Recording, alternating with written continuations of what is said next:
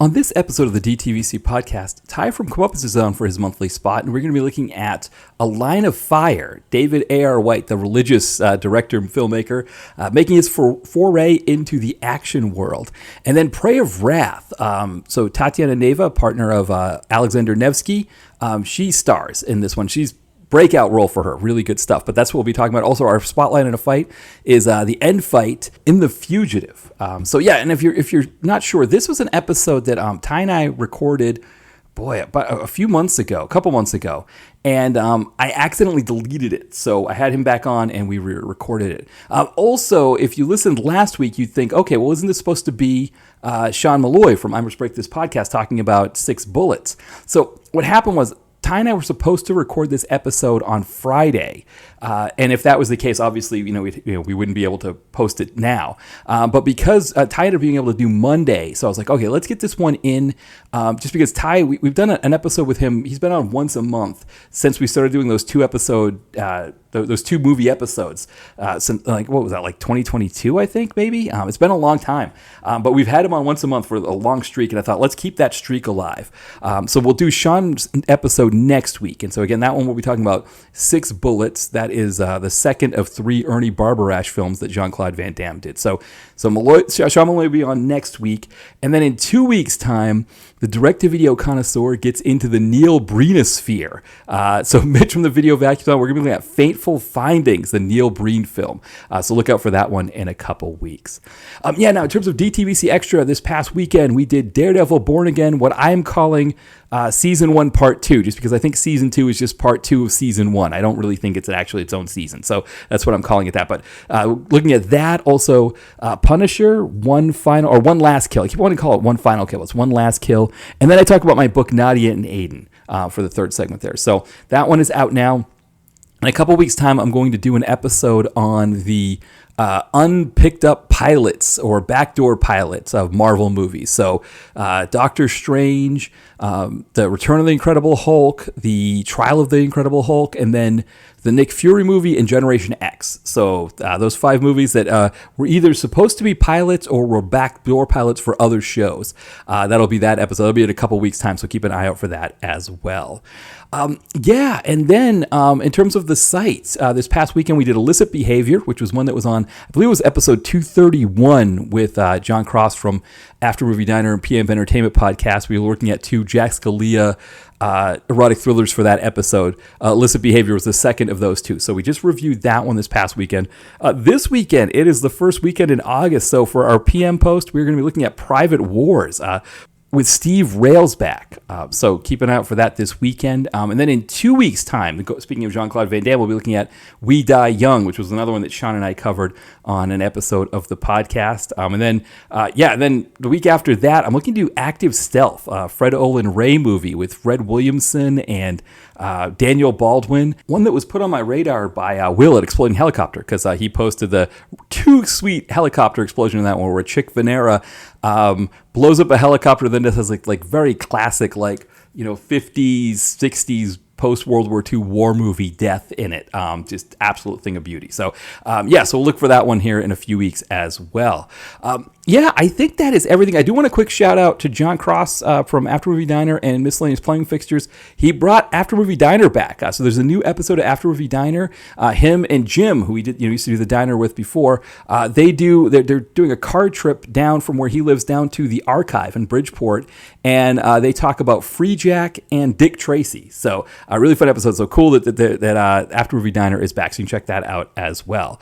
I think that is everything. So again, before we get into the episode, Mark Sales, go pick that up. Kindle Unlimited, and in paperback. Or check out my author page. You can pick up any of my books.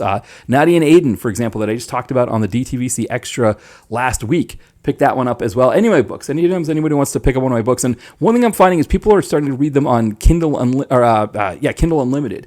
So I get paid if you read it on Kindle Unlimited as well. I get paid by the page. So if you've got Kindle Unlimited, you want to pick up one of my books and thumb through it, see if you like it or not. I get paid just for you trying it out, and you're already paying for Kindle Unlimited. So why not give it a try and see what you think? But anyway, why don't we get into the episode here? So we'll have John from Miscellaneous Plumbing Fixtures playing in our theme song, and then when we come back, Ty from Comeuppance is on, and we're going to be looking at Prey of Wrath and A Line of Fire.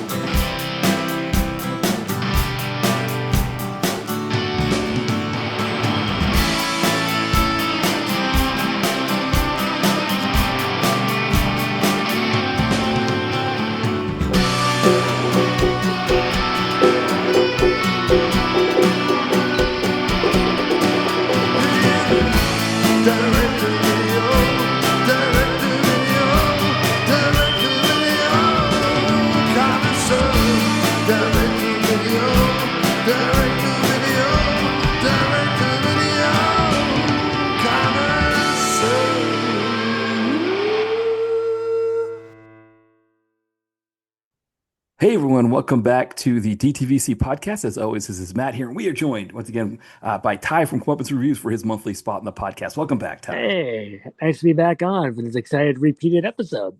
Yeah, so for people who aren't aware, I think I've mentioned it on a couple of like cold You did? opens that Ty and I recorded an episode on back when I was using Jitsi. We recorded an episode talking about Prey of Wrath, the new I guess it's technically a Nevsky movie, even though he's not in it. It's got his partner Tatiana Neva. She's the main part or the lead, and also Cynthia Rothrock, and then A Line of Fire, David A.R. Yes. White getting into the action game.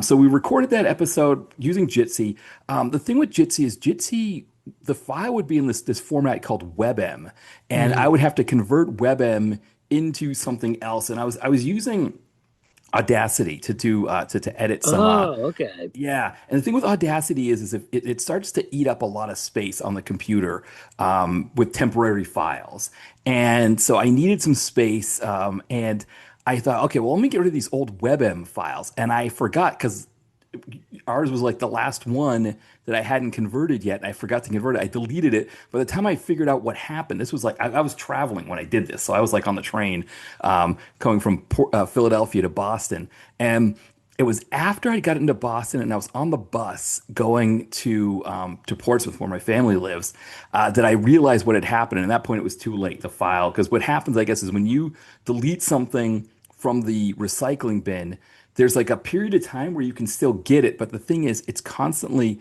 any new temporary files that you create are going to overwrite it. And so that Oh, was what oh, it happened. got overwritten. Okay. Yeah, so that was it. So it was gone. So luckily, now that I'm using Zoom, even if I were to download our episode and delete it, it would still be in Zoom. So I could, so like Right, because we're gonna start using Zoom workplaces. We're gonna stop using Riverside.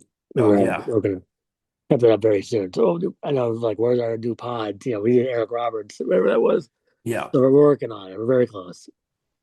yeah. So, Zoom is one. It costs about $17 a month. that's And not so bad. no, I mean, when you think with the peace of mind, I think, for a while I was like, okay, Jitsi is free. So if we don't know what Jitsi is, it's a crowdsourced version of Zoom. And so I'm a part of this writers group here in Philadelphia where we meet like the first Saturday of every month. And when they moved from, because I joined after the pandemic, so when they moved from in-person meetings to virtual ones during the pandemic, that it worked out. It was like a really good, thing for them. And it still works for that purpose because there's no recording that's done with it. It's just, we all show up on Jitsi, we talk, we do our thing, and that's fine. But I have discovered there's just all kinds of different things, and like, like you and I, we record audio only, and, Right. most guests do, prefer audio only, but some like John Cross, for example, he likes to have video on so we can kind of see each other while we're talking. And I couldn't do that with Jitsi. I couldn't because you couldn't record with video showing it. It always had to be audio only. So Hmm. Zoom is better for the peace of mind. I think, once you get the hang of recording to the cloud and then it creates your cloud recording after. The other thing that people like that I'm not too technical with is that it records everybody's audio tracks separately. So you can either have it just one. It lets you record one audio track for everybody, which is what I use. But Okay. also you can do separate audio tracks. So if people like to do that, so I don't know if Brett likes to do separate audio Well, tracks. I think that's what we're doing with Riverside, and sometimes Riverside takes too long to download, and then it gets too annoying. And it's Yeah, like, okay, and we just got sick of it. So yeah, once Brett gets the hang of Zoom Workplace, yeah. you'll be on. You'll be the first guest because we have another exciting no subject stuff, Yes, we which do. we got some funny ones. And it's Yes, like I'm excited to do that because it's really funny. Some of these yeah, insanity, just pure yes. insanity.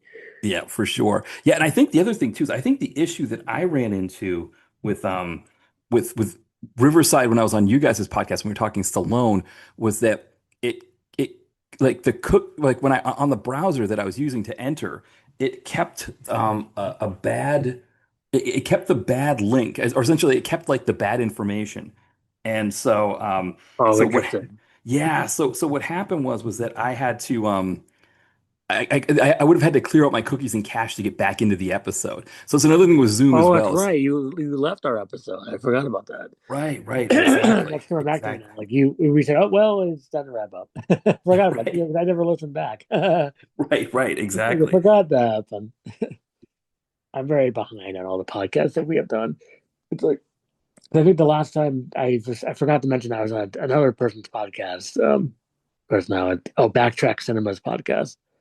Did I mention that in the last one we did? I Think think, I forgot. It's like, yeah, I think so. I what was the think you last one we did. did? No, I forgot that too. My memory is kind of So, so, deleted today. that's a good question.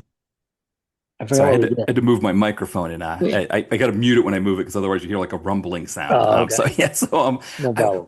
yeah, no, we did the Shepherd Code. Oh, right. Uh, It was Shep Code and it was the better movie after that. Oh, it was all of our favorites. It was Clear yes, Cut. Clear Cut, one we've been meaning to do Yeah. for a while. Yeah, Yeah, Clear I'm Cut. happy I was in the CW app of all places. That's kind of Right, like laugh. exactly, It's like exactly. Steve Dorff had his best in that one.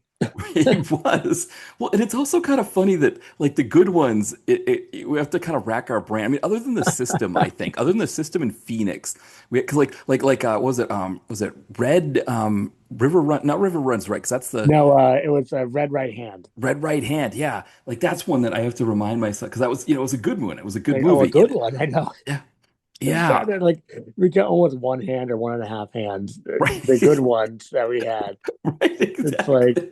and it's been littered with hilariously silly duds, which is funny. I think that's hilarious. It's like Yeah. almost every. And, well, I think the trap houses were one that. Well, I didn't mind the Tubi trap house. No, no. And again, that was another situation where the Tubi Trap House had no business being better than the The Netflix Batista one. trap house, yeah. Though, one thing we were vindicated on, I think, with that second Trap House, is that the the one thing that we liked about that movie, we liked the mother and daughter, baddies, and the daughter was played by I think is her name Inda Navarrete? I don't know how to say it exactly because That's how you say it. She's an obsession, right? I haven't is watched that yet. exactly. I haven't seen it either, but like she's probably going to be nominated for best actress, at the Wow, Oscars. really? It's that much super hype. I didn't. I It's on. I see it's on Peacock, which my friend has. And I can maybe watch it, but I'm watching other things, and Yeah. I don't know when I'll get to that actually. No, So I think the problem for me is I think Obsession because it's kind of a horror. It's a horror movie, and I yeah, don't.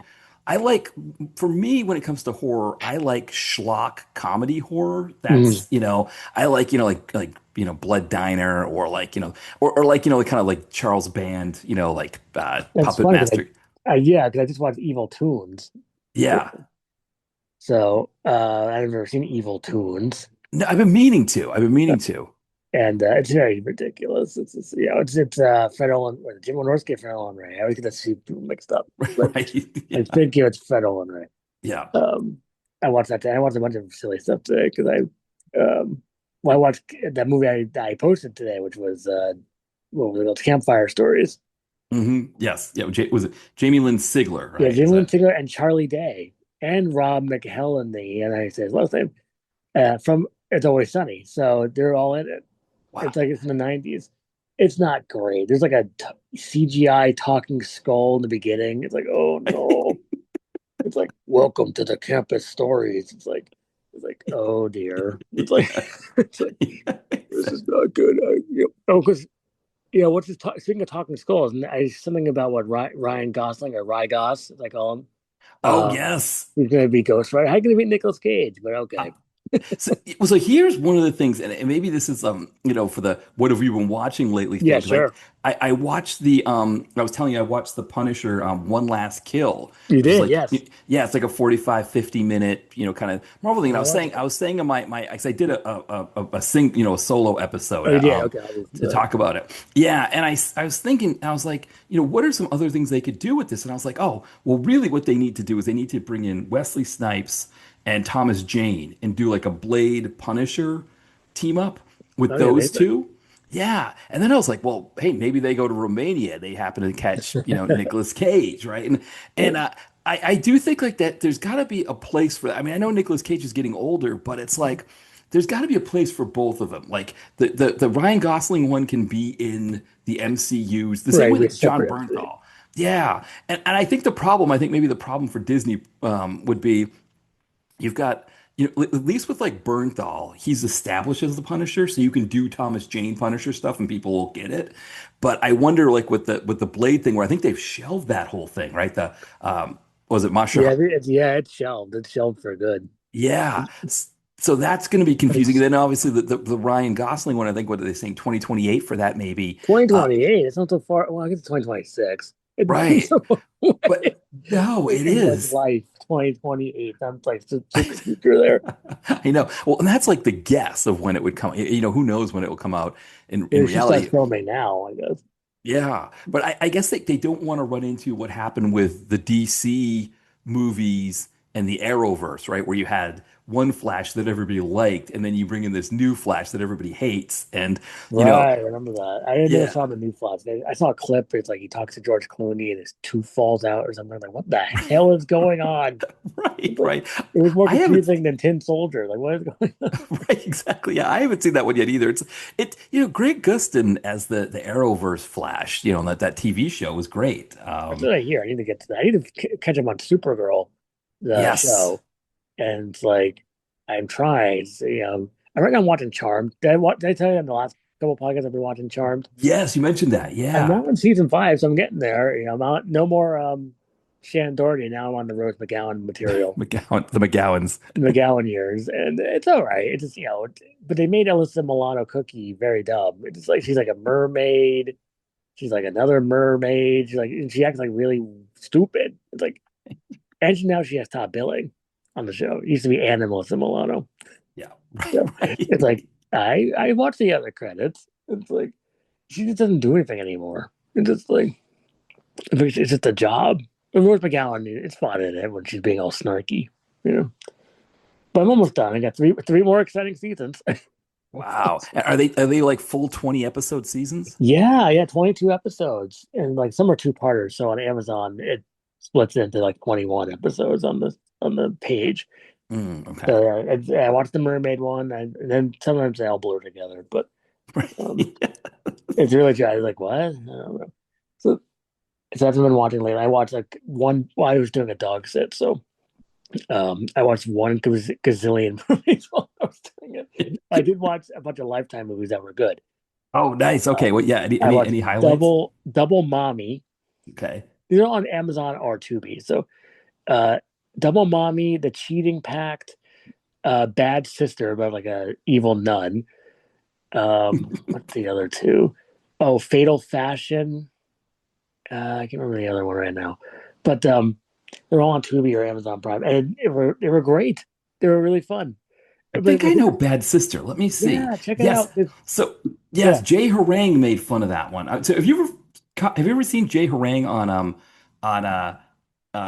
it's been interesting. It doesn't list it on the IMDb like on the critic reviews, but Jay Harang he has a YouTube channel. okay, Uh, I'll look that up. Yeah, and he makes fun of. So originally he started out, I guess I didn't realize it, but he started out making fun of like Sedaris movies and like Okay, Fred like Olen Ray, right, you Wynorski. start there and then you move backwards. Yeah, and somehow he made his way into Lifetime movies, Okay, and it's amazing. Like, so he's just he's English. He's from England. He's got like the Mhm. English accent, and everything, and I he's think I know just what you're like talking about now. It's coming back. It's coming to me now. Yeah. yeah, I just happened to find him on. So I found him on YouTube because I was reviewing a movie for this guy Nate Hill, who I've had on the podcast before. He makes movies in Australia, and I'd watched the movie. The movie was called Lady Terror, and it kind of was like a takeoff of was it Blown Away? Was that the one that was What, Tommy Lee Jones? no, the one with Oh, the Nicole Eggert one? yes, exactly. Yeah. So he was basing his movie slightly off of that, and he saw that I had reviewed Blown Away, so he was like, "Hey, you should check out Lady Terror." So I watched it, and I was like, something wasn't clicking with it. It didn't make any, like I couldn't figure out like I watched it, I was like, boy, this movie's not any good. Essentially, is what my thought was, and I was like, but I was like, that doesn't seem right. Like it didn't feel right. So I was looking up other reviews of it, and then he did an interview where he talked about it, and he was like all the stuff in it that I thought was like dead serious because of all the vanity projects we watch were Mhm. jokes. Like he did them as on purpose as a joke. And so I watched another one of his movies and kind of got where the humor was a little more. There's another movie he did called Revenge of the Guilo where the humor is a little bit better. But that was how I found Jay Harang. I was like looking for other reviews of that guy's, and so I started watching them. And like for example, like Bad Sister, it's like the movie. It's like about 10 minutes that he does on the movie, I think I and know what you're talking about. How do you spell his last name? It's like it's like Haran. I think like it's haranguing someone, like right. It's, actual, like. yeah, that's like GUE, I believe. Oh, okay. I must have maybe stumbled upon that because I think they're short, right? You said they're short. Exactly. Yeah. Okay. Yeah. I did see this person before. Yeah. And go ahead. Oh, I was gonna say if you watch Lifetime movies, you probably have. And then, sorry. The other movie was called Stalker Club. And what's Okay. interesting, all those movies I mentioned, all five, are directed by the same person. And his name is Doug Campbell. Oh, okay. Yeah, go ahead. And he has Yeah. like a cult following on Letterboxd. And then I watched seven of his movies, maybe even eight, while I was in Doug. It's like, wait a second, he's going to be number one director on Letterboxd this year. It's going to be David A.R. White because I've now seen 17 of his movies. I watched more since I've last talked to you. And now this Doug Campbell guy. But I will say the stock, all those things I mentioned were actually kind of fun. Bad Sister, though, watch out on Tubi. Okay. It was a lot of ads. And I watched it really early. It was 30 ads I sat through to finish that movie. Oh, yeah. Yeah. You know what? Like, and I think we've talked about this before that, uh, you know, Jay Horton, who's an indie director, who's talked about the kind of the process not only of making his own movies, but also how he sells them and that kind of thing. Yes. And he's talked about the different platforms and how you get paid from them. And he said that Tubi, the way Tubi works is when you get the movie up there, and it might depend too on the distributor. So it's possible that like if Lifetime has a deal with Tubi, they might have more ads automatically because Tubi needs to make their money back from the deal with Lifetime. But Interesting. Yeah, it's interesting how that works. yeah, Because I, that. go ahead. Oh no, I was gonna say because that could be part of it. 'Cause he was saying like when you put a movie up as an independent person, if the movie does well, they add more ads to it. But if it does poorly, they take ads away. It was a million ads. And like that must do well on Tubi because it was a lot. And it was like Yeah, all the other ones were okay on the ads.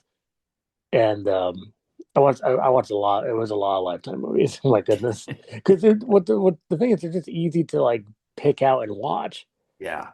And like and then those are the standouts. And I watched Stalked by My Amish Boyfriend. Great title, right? Yes. That's why I watched. Well, I'll watch that. But it's just nothing. Great title though. Yeah, I think that's another one that I saw on Harang's Oh, YouTube really? channel. I think so. That's Yeah, hilarious. People will probably get suckered in by the title. because there's a whole cottage industry, I think, of like Amish versions or Amish Lifetime movies, Oh where like yeah, women get like kidnapped and like forced to be yeah. There's a Amish, and bunch. There's a bunch. yeah, Because when I typed it in on Tubi, there was like 15 choices. It's like, wow, I can just do Amish weekend. Just right, I mean, real Amish paradise to like what Weird Al, I guess. right, right. Is Oh Coolio? man, Oh, Coolio passed away, but he it's passed away. I just oh Coolio was on Charmed. Oh, was he? Oh, It was nice. hilarious. Like, wait, that's not Coolio. Wait, that sound and looks like Coolio, and he's like a demon in it. It's like that's Coolio. Oh, I remember that episode. Oh my, Yeah, he played the demon. I remember that episode. yeah. It's That like that was hilarious. It's like, wait, that's freaking Coolio. I think that might have been one that I woke up in the morning, because I think we were talking about this the last time you were on that Charmed was always on in the morning on TNT, Yes, and I yes. would I fall tried. Yeah, asleep. Yeah, I'd fall asleep watching the late basketball, and I'd wake up in the morning, and it would either be Charmed or Angel. And I think that was one of those. I was like, what is Coolio doing here? And then he was a demon, and that sounds really familiar. I mean, that's a weird thing to wake up to, but well, yeah. It's more like a nightmare that we're like, what's Coolio the demon? Well, Coolio's best work obviously is China's Strike Force, which that's is Coolio. as Coolio. He's Coolio as Coolio, but he's not playing himself. He just plays a guy named Coolio. And then the guy says, Coolio killed my partner. It's like, so Coolio killed your partner.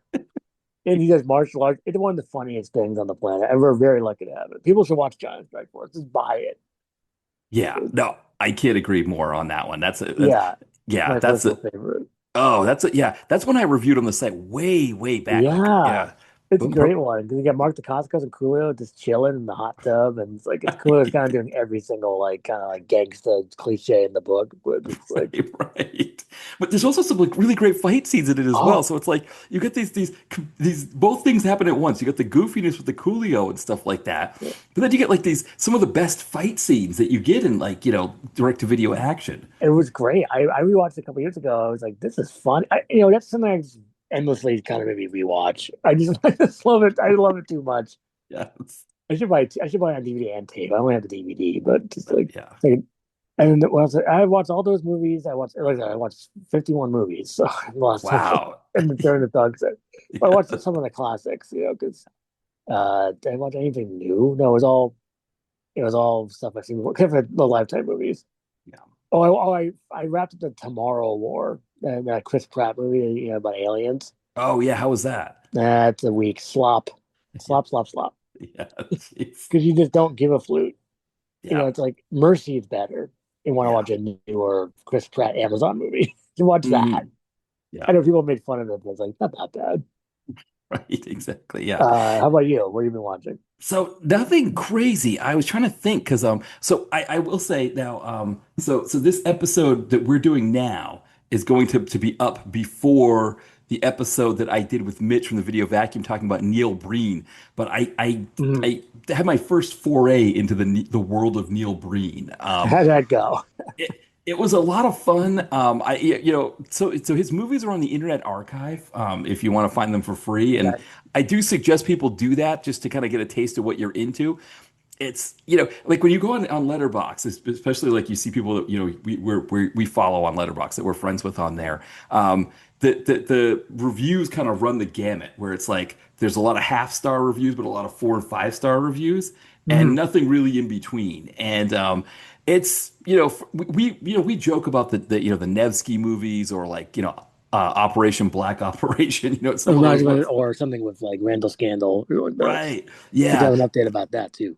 Oh, perfect. Okay, excellent. Yeah, well, yeah. So Neil Breen's like another level. The funniest thing about Neil Breen stuff, though, I will say, is that if you like watching videos of cats knocking things off of counters, Yes. for whatever reason, Neil Breen in his scenes, he likes to knock stuff off of counters or off of tables and desks and stuff. And because I've seen so many of these videos of cats, like, oh, put a water bottle next to a cat and then just watch the cat knock it off the table. When he's doing it to like, like a old laptop or like a cup of water or something like that, he's just like throwing, knocking it off the thing and he's like angry or whatever. It makes it that much funnier when you imagine him as a cat doing that. It's just, yeah, so. But yeah, so we'll see. I'll probably, Mitch and I were talking about like if maybe we'll do something else the next time he's on, and then do another Neil Breen. But I mean, he's seen them all, obviously. So he's, he's That's amazing. yeah, he's the video vacuum, right? He kind of just, he goes all in on that stuff. But I will say for the vanity projects that we've watched. Neil Breen is like another level. We say what we want to say about Nevsky. Mhm. At least he has a sense of how to make a movie, like he That's has, true. Just yeah, about barely. Yeah. yes, exactly. That's But just so great. yeah, but you had some Randall Scandal news for Okay, us. so because I follow his account on Instagram, he's making a movie right now, and I guess it's not on his page yet, but it's called Drifter, and he got a pretty good cast. He got Kate Beckinsale Oh, no way. and Dermot Mulroney, and they're like cops or something, from what I can gauge from his account. It's like okay, and it looked kind of straight to video, of course, but it's like, but Randall Scandal seems to be happy making it. Like this is my best. This is one of my best works. Like, like maybe you could find it. Maybe his page. Those things disappear like Snapchat, but Oh it's yeah, like yeah. there's a part where there's like Kate Beckinsale's like in a car, but it's clearly like on a background, like a fake background when they're driving, Right, and you right. can see like how that's made. Like, oh yeah, okay, you can definitely tell it's fake. But you got our main man, Dermot Mulroney, Relentless himself, and it's like, or no, what was it called? Not Relentless. It was Oh no, ruthless, Ruthless. Yeah, ruthless. Ruthless, Mr. Ruthless himself, and Mr. What's that? Goatee Man from that stupid movie we watched, Which Section one? 8, Oh, Sector 8. yeah, right, That's right. Section 8. That's Section 8 housing. Sector Section 8. A. No, it is Section 8. I think it was Section 8, wasn't it? Oh, Section 8. Oh, it's like Section 8 house thing. Okay, It I thought was, that. yeah, yeah, I think it was. That's Yeah, it was. hilarious, Yeah, actually. exactly, it was. Yeah, Mickey Rourke yeah, at his best too. So everyone really brought their A game to that one. It's like, yes, yes. That was a trip. That's a Christian Sesma. We ended up doing a few of his, but yeah, it's we the Mulrooney, I guess, he was the best part, wasn't he, of and that one? we had our Marooney era for a little bit. We did. Yeah, Yes, and then as just the like a kids Bruce, say. here's our era. Yeah, and then we had a Bruce Dern era, which I think was one of our best eras. It's Yes. like, I think you're right about that. The Bruce Dern era was of these episodes. yeah. Because we were talking about how Grillo is probably like we never really had a Grillo era. He's just sort of permeated the entire It's thing. yeah, yeah. He started from the beginning. He started from the bottom. Now I'm here. Whatever that guy said. Exactly right, Who is right, that? exactly. What's his Is, name? is that Drake. Drake? Is that I'm Drake? gonna call him Drake Coffee Cake, but it's like Yeah, it's like I know, I know. That's a like Drake only works in two contexts. I think it's the coffee cake. I guess there's a hotel, right? There's a Drake hotel, oh so yeah, I three. mean, and there's I guess there's Larry Drake, but it's like Well, because I was thinking Drake is a great name for like a Sean Patrick Flannery crime lord in a low oh, budget, I can like, totally see that. Yeah, like right? it's like Caleb Drake or something like that. Like whoever. Yeah, right. It's like, Drake, or yeah, he just, he's like sitting behind a table or something, and like, Yes. the main character, whoever is playing the main character, like whoever we get for that, comes in and Oh, it's like, listen, Drake, I'll get you your money whenever, it's like, if you don't get my money by this, it's yeah. like, You get my money in 48 hours. I'm gonna kill your family. It's like yes, right, Sean Patrick family. Right? yeah, Flannery. yeah, It's exact, like yeah. And and is this acceleration is maybe talking about? It's like Acceleration he plays. That's right. It's that kind of baddie, right? It's that yeah. kind of, yeah, exactly. It's that acceleration kind of baddie, directed by, obviously Daniel really, unfortunately, he's no longer with us, but like, like Sad. a Sesma or I'm trying to think of who are some of those other ones that kind of are in that Zerilli range, like Christian Sesma for sure. One of those kind of guys that do, Right, exactly. Wait, yeah. and who's the guy from the Weapon? Oh, what's his name? Oh, Sheena. Yeah, Tony Sheena. Tony Shida, yeah. Yeah, like I was gonna say, well, I don't know if he would make a good Drake. Maybe he would. No, he'd Uh, be the hero. He'd be like the Weapon again. The that's Weapon right. too. Yes, he'd be the hero. He'd be, actually, that the weapon had Sean Patrick Flannery, didn't it? I think it did, and Richard Grieco as Alice Cooper.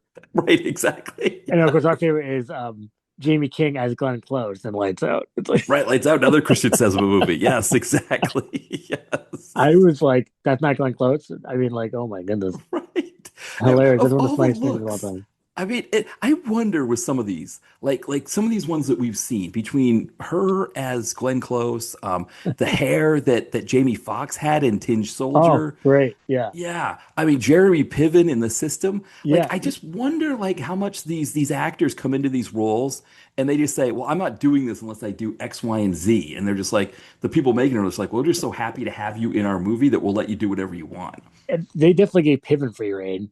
It's like Yes. that was perfect because we talked about that sticky icky and all that stuff and what in the Wakanda is going on here and it's like Right. Yes. I mean I was rolling on the floor and I was like this is a good performance by Jerry Piven because he had to start from the bottom again Right. because he got Yes. I guess canceled and it's Yeah. like okay I wonder what he thought I'd love to get his reaction it's like well he's in some other movie that's maybe almost went to the theater of Primitive War Oh, have you heard of maybe. this Oh, I don't know. might be on Hulu's. It's something about like time travel, like Jurassic Park type material. Oh, It's okay. like, okay. I mean, I hear it's like 2.5 hours. Like, what? No. Oh, okay. Oh, that was like the quick version of Cusack. What? No. What? But it's like, I was Right. telling that to my friend who never, he haven't heard the John Cusack stories from last year, and he thought it was really funny. That's It's awesome. like, oh, good. And someone I didn't tell about the John Cusack stories, I'll tell it again. It's like, Well, he's good still for. not doing the concert. He's just doing the screening circuit. So he's got lazier. Yeah. Yeah, it's like, Yeah. well, he is 60 plus years old now. Yeah, So, yeah, he crossed the 60, so he's wow. yeah. So, I mean, I'm going to meet Ron Perlman in about a week and a half. This Terrificon Oh in yeah, yeah. Connecticut. So I have a funny one for him. I have a bunch of funny ones for him, but I have The King's Guard, which is an Eric Roberts movie, and Ron Perlman and who else? Matthias Hughes, I think. Oh, nice. And it's kind of garbagey, but Ron Perlman's been in some trash. It's like, Hmm. and I want him to get like grumpy about it. It's like, can I have some other ones too? I have Shakedown, which also has him and Erica Laniak and Fred Dryer. Oh, right. Yes. I also have a Body Armor, which is a Matt McCall movie. Hmm. It's like, oh, what should I give him? I'm gonna give him probably Kingsguard because it's like, oh, I want to get his reaction. So, and there's some of those Yeah. people too, but I'm not gonna probably get pictures because he's doing he's fallen into the trap where it's pro photo ops. Hmm. He won't do the selfies at the table or the combo. Oh, it's one of those deals. Yeah, it's like, oh, really? So it's like maybe I can sneak a picture in when because he's met my uncle a long time ago, and I Hmm. have the picture, so maybe I can. I'll turn off my volume. That's a little sneaky thing that you can do. You turn Right. off the sound on your phone, and then I can show him the picture. Before I do, I'll take a picture of him. Yeah. Well, 'cause, I think, yes, obviously there's a whole thing of like, whether they consent or not. But I think the key thing is if you're not posting it on social Oh yeah, media, I'm not. Yeah, yeah, I think that's the biggest thing is they don't want the stuff to be on social media. fine. Yeah. You never have it on. It's only on my phone. Yeah, exactly. And I think that's part of why they've commoditized it, I guess, or they try to make money off of it. It's like, oh, I well, if this know. person's gonna post this on, on their blog or their social media account, and it's like, yeah, you go No, through like on Instagram, and you see certain people that go when they go to the things, they've got like all the pictures that they I have, see all the that all people. the time because they like I'm Yeah, trying to gauge what's going to happen with the next people. yeah. So it's like I guess they care and sometimes they don't care. Like I'm trying to think. Oh, when I met Dina Meyer, Hmm. she thought I was recording, but my phone was on her table, so there's no way I could record it while I was talking to you. Oh, she might have thought that you put it on record and left it there because that's what Oh, maybe, yeah. And I said, no, I yeah. just put it down because I was talking to you. Yeah, because reporters do that a lot of times. It's Oh, like, really? yeah, it's a new thing. Like when you watch sporting events, sometimes when they do like the post game like press conference thing with the player or whatever, Oh, yeah. It's like the you're reporters cricket. will put their phone on the count on like the table where so you Oh, see the microphones because you can see the microphones much more easily. They're there. But then the reporters that aren't affiliated necessarily with some of those other places, they just put their phone there and put it on record, and they take everything. So I think a lot of newspaper reporters do it that way, because they don't need to like be on camera, and it doesn't matter if because like obviously the TV stations they want their microphone showing with the logo and everything. But I but always think those are ridiculous things. Like, oh, how was the game you just played 1 second ago? Great. Just like, right, I know exactly. love It's it. It's it's like all they want is it's one of those things where it's like the the reporter needs like a line or two in their right from thing. Sports Center, I guess. Yeah, to be able to put in when asked about it, the coach said this, and it's like, Right. And they say Coach, yeah. John Jones. I don't know his coach's name, or I don't know who's the guy who's kind of weird, football coach. Oh, for the Patriots, Belichick? Yeah, Belichick or Yeah. Belichick. Belichick, Yeah. yes, Belichick, yes, exactly. Yeah. So, yeah, Oops. Well, that was a while ago now. he's actually getting in trouble now. He moved to Oh, really? college. He's in college now, and he's getting in trouble uh for cheating there, or at least getting investigated for Of course he cheating is. there. Yeah. So, That's hilarious. yeah, He just it, loves cheating, I guess. he's a big fan of it. I think one of the things it looks like now, kind of like doing like I don't know, looking at it psychologically, was that Mm. as a coach, the coach he never played football. I mean, he probably played like at the lowest, like in college or something, but Oh, not like even Kiwi football. right. Exactly. He never actually played like at the highest level. But I think the coaches, especially in the NFL, they always want to feel like they're the reason the team wins, and Right. it's really not. It's the players. It's like, Tom Brady is the reason the Patriots won a lot of Super Bowls. But, what can you do as the coach? You can only do so much. Once the players are out in the field, they've got to play. But I think the idea was like, well, if I can cheat and give my players more of an edge, I can take more credit for it. And now it's kind of one of those things where everybody just looks at it and goes, no, you had the best quarterback of all time. You were lucky. That's kind of what it is. Well, it's So kind of like the classic steroid stuff, back yeah. in the late 90s, we got Mark McGuire as classic. Yep. So, Yeah. and Barry Bonds and anyone else? Oh, Canseco, right? Canseco, Yeah. Alex Rodriguez, Oh, yeah. Roger Clemens. Oh, Yes, there's Clement, come on. yeah, Sammy Sosa. Yeah, like No. yeah, Sosa. Yeah, remember Sosa like he did like a they all had to testify in front of Congress, and Oh, yeah. That's classic. Sosa didn't feel like his English was good enough. Which I guess that kind of makes sense. Like people say, like, oh, he does he talks, speaks in English all the time, but most of the time he was just like, reciting things for commercials and stuff like that. So, but yeah, Does he have yeah. online those like Congress meetings? I would hate to be in one of those. It's just Oh like so yeah, boring and long and always annoying people asking you questions. And yeah. then like I think unless you could do it like if you could just goof around the whole time, right? It's like, well, I'm just gonna do my Dolph Lundgren impression during it. Like, I don't care about you, Congress. You know what? I'm gonna say Brian Ben, not a great guy because too many Bens. It's just like it's like something ridiculous like that. And like, oh, Hellfire's not streaming yet. It's just like you just say that. It's like or straight shot. You know? Okay.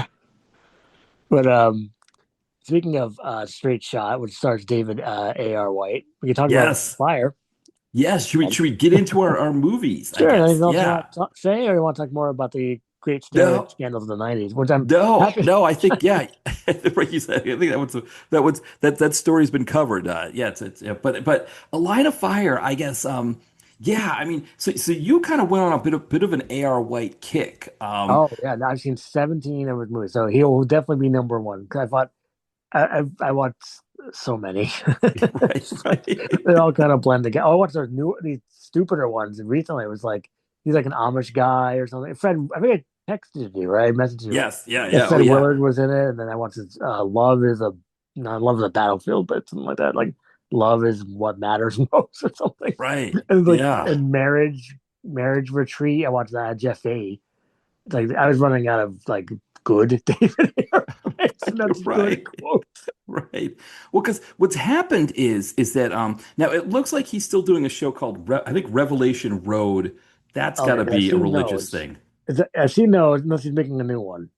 It's It's like, a new TV series. oh, At okay. the end of the world, Josh McManus, a man with a violent past, and prophesied future, is reluctantly drawn into battle of good and evil. So that is still religious, but it does look like he is. And I don't know. There's probably some religious stuff in these act. I mean, Line of Fire is kind of his first foray into like the all-out action world, where I guess what was this other one? Love on the Rock. Is that No, that's a well, I mean, is it's that like what? it's like was that the one I watched with John Lovitz? But it's like I think it did. One of them had Yes, John yeah, Lovitz. Lovitz. It's got Lovitz. It's got Fahey, Yeah, Bauer. Lovitz is funny. I think did I see the picture of this? It's like there's like Oh, a you did. Yes, yes, big scene in exactly. Toronto when there's like a John Lovitz on a Zoom call or whatever it was. Like, what is going on? It's Yeah. like, it's, he was actually good in the movie, John Lovitz. He was like kind of serious, kind of pulled it Nice. off. Nice, nice. I love the critic so much. I've seen it so many times I can never really watch it again. Yeah, It's like yeah. such a funny show. Kind of like where I get my impression from. Because do you remember? Maybe I could send this to you later, but it's like they make fun of Few Good Men. It's like it Hmm. starts Jack Nicholson, Christian Slater, and William Devane. They all sound the same. Right, right, like, right. it's like you talk like me, you act like me, original bone in your freaking body. It's like that's a lie. That's like Christian Slater. And then yeah, it's Right. William Devane. Like, what am I freaking mind about? It's just like it's great. It's so perfect, like perfect 30 seconds. I It's love really, that. I think it's on YouTube. It's one of the funnier ones, and also speed reading. That's a really hilarious one. Yes, yeah, Where yeah. Keanu is like, "Whoa, I just lost my place." It's like that's the whole movie. Everything blows Right. up. It's so good. Oh yeah, Line of Fire. So what was the Well, plot yeah, again? yeah. I'll do a quick synopsis here of a line of fire. Suddenly I realized I was on the A.R. White page, but he's an ex FBI agent, A.R. White. He's a widower as well. So Right. and What's he's it? got I think I have his name. Yeah. Oh right, yeah. right, right. Oh, Cash. Cash, his character's name, yes, Cash. But he's there with his two daughters. So I know one of I think they're both his real life daughters. Yeah, yeah. One's Ocean White.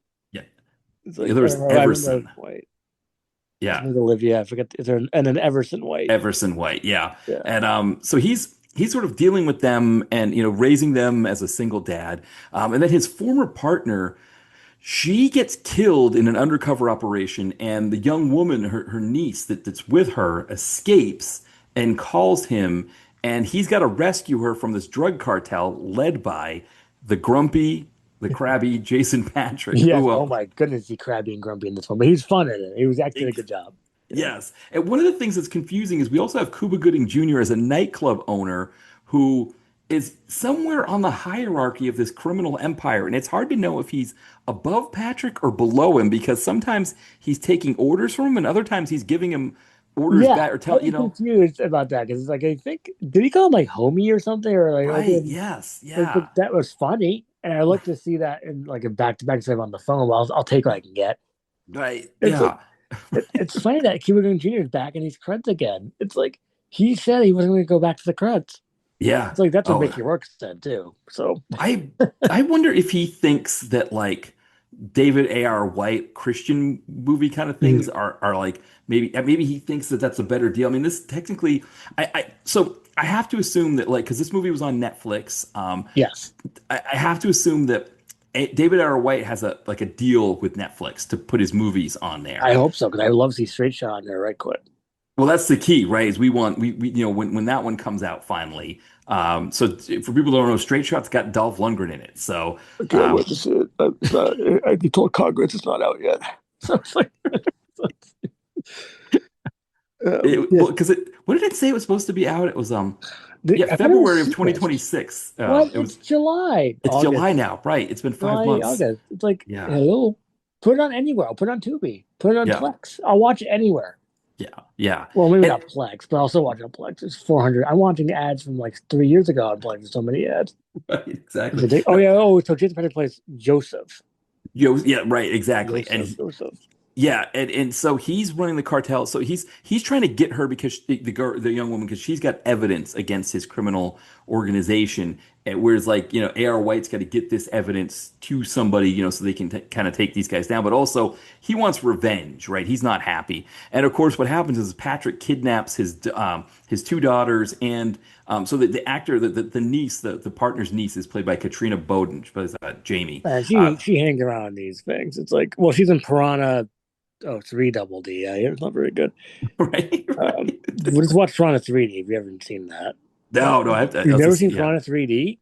No, I haven't seen Oh that my one. goodness, No. it's fun. It's fun. Yeah. It's good for like a meat and potatoes kind of night. Okay. Yeah, that makes sense. Yeah. Interesting career, Katrina Bowden, but not Y- great either. Well, because Um, one of the things that seems to happen with these actors is once the roles start to dry up, uh, I guess the idea is like the money it cashes the same if you're getting it from a Christian movie versus a you know uh if you're doing a Christian movie or if you're doing an action movie or whatever, and it seems like there's money in these Christian movies at least for the actors part. um, the myth is that these Christian movies do as well as like Disney and stuff like that, and that's kind of not there's no Christian movie that's doing like a billion like Toy Story did, and obviously like that would be amazing. Just made like $1 billion for some reason. right.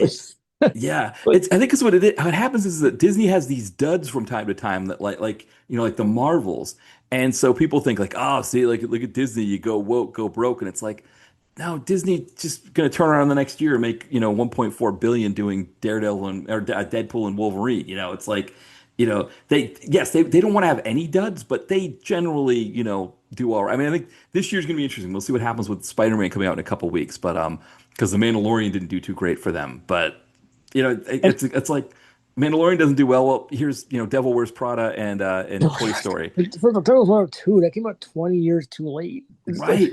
But it still made it. So it made like I think it made like 800 million in the theater, something like that. wow, really? I I guess mean, nostalgia is really popular. right? I mean, completely crushed Mandalorian, which was the other movie that Disney wanted, Like to. Roku or Baby Yoda. Why did you call it Right. Baby Yoda? It's Yeah, like, I guess I guess it's because he's somebody else. I guess he's oh, he's somebody yeah, else. he's not I he's not never he's watched not The Mandalorian. I don't really have Disney Plus. Yeah, it's so the first couple of seasons are really good because it has like an old Western TV show kind of feel with like some modern, uh, you know, uh, uh, modern, kind of touches to it. But it's more episodic, which I think works in its favor. And then the third season ended up being just a whole long, kind of every Very episode. good. Yeah, and then the new one, it was like I guess Disney was like, we need a Star Wars win. We need, and so they decided to kind of, to do that. To essentially scrap season 4 and make it, make it a movie. But I don't know. I don't know how well it did in the theater. 'Cause when I saw it, it was like somewhat crowded. But It definitely wasn't like a top 10 for this year, you know. So it's like, um, so it made 350 million on a budget of 165. So it's like, you know, they say you want to make three times your budget back because of all the advertising that goes into the movie. Um, that if you make three times back, you break even. That's the number. And I guess Mandalorian did. I mean, what they had the Burger King ad campaign, and I think I saw those ads. Yeah. yeah, I got the shake. I got the Mandalorian shake at How Burger was King. that? It was okay. It had like little crunchy things in it that were like sweet, you know. Were they green, I guess? I no, it was like I think it was like sparkly color. I think it was like or maybe it was green. No, you're right. You might be right. Maybe it was green. I don't remember. Well, he's got to be green like Grogu. Right. Because, Did I take it? um, was it, back in Line of Fire. So, yeah, the good old grumpy Jason Patrick. I mean, like, he looked a little hefty in it. Yes. Not making fun of that, but just like, oh, it's like, well, I think it's kind of an ill-fitting shirt he's wearing most of the time. Yeah. He wears like a Hawaiian shirt and then like an ill-fitting kind of weird kind of drug dealer shirt. Right. Right. Right. But he has cool glasses.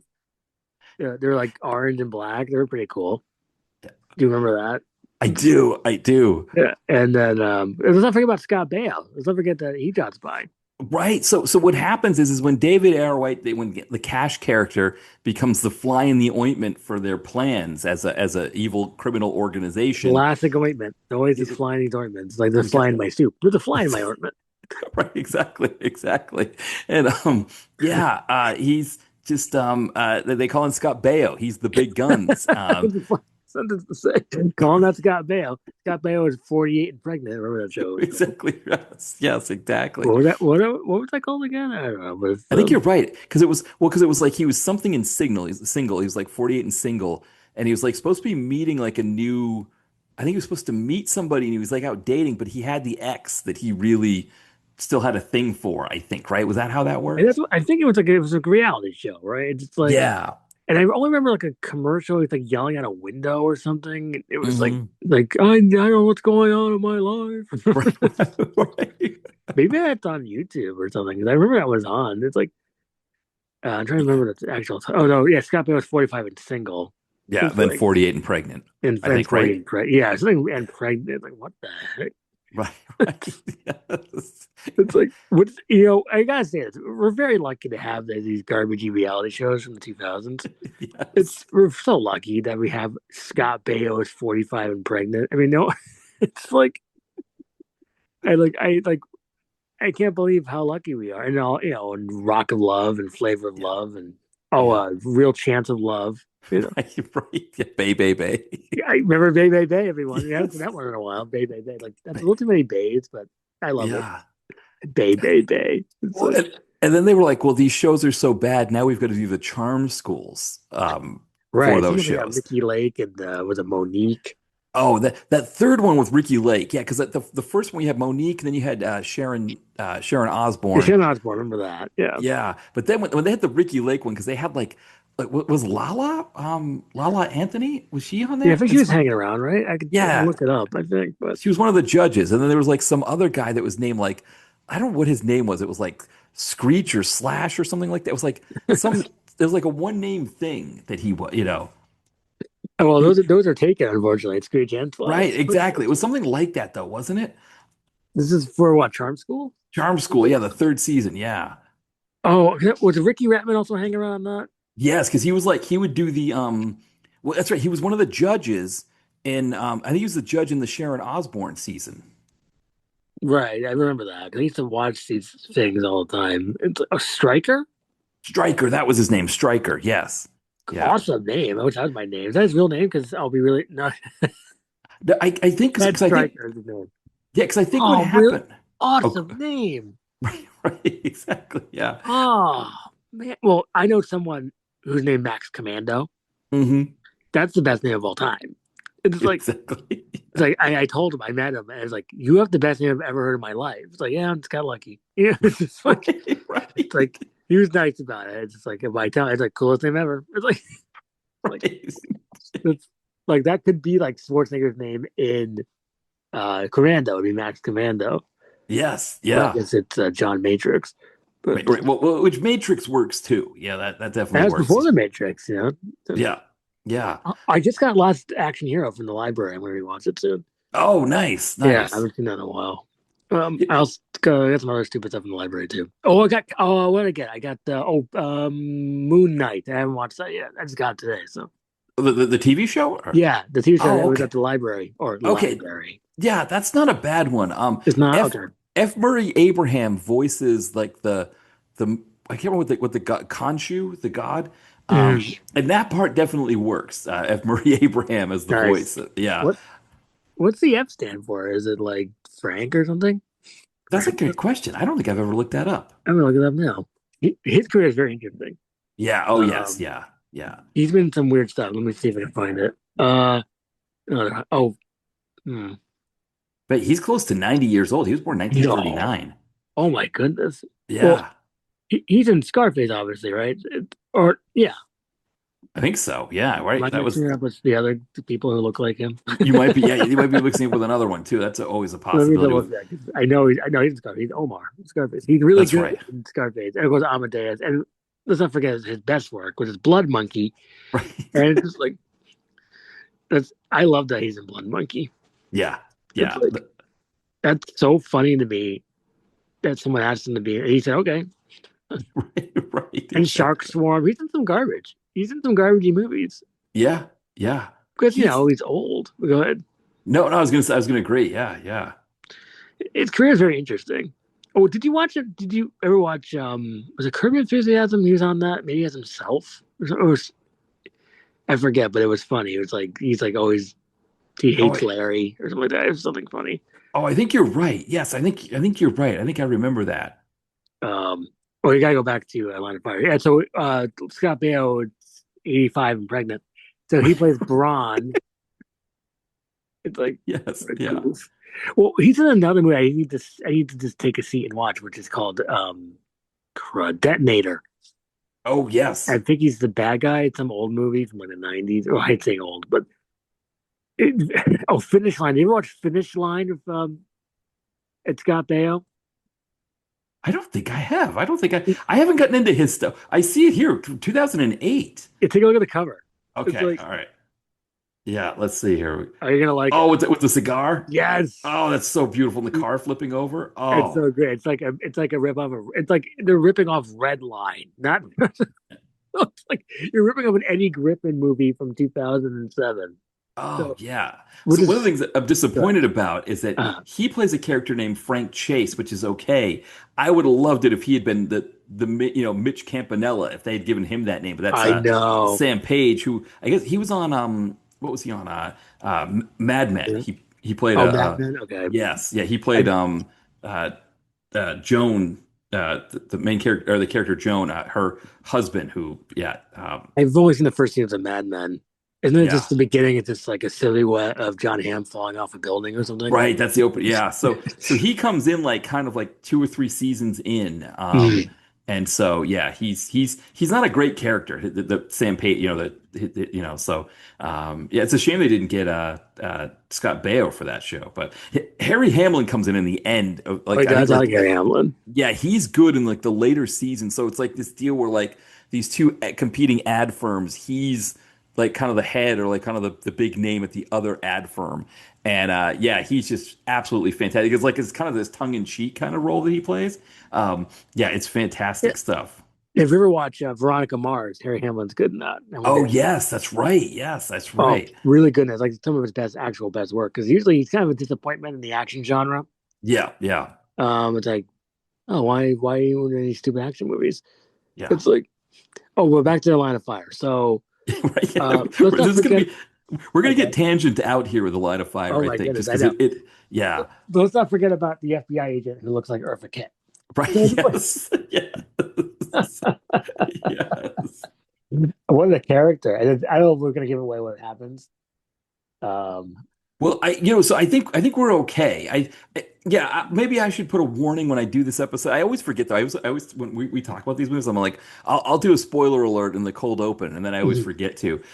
So for people listening right now, we're gonna start spoiling the hell out of this thing. So Yeah. if you want to take a break, fire up Netflix, watch this thing. What is it? It's like 90 minutes long. It's not a It's long 90 one. great minutes. I wish it was longer. Yeah, 90 solid minutes. You'll be in, you'll be out, you know, and then you can come back in here at this point here and pick back up where we are. Yes, there are two spoiler moments. Which number one is that part I mentioned when we talked about earlier in the last episode that we tried to do.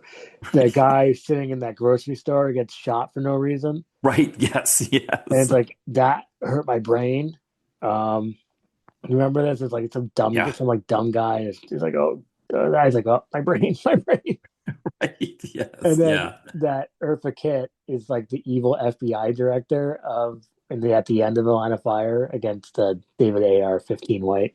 And Right. it's just like, what? And your acting was interesting.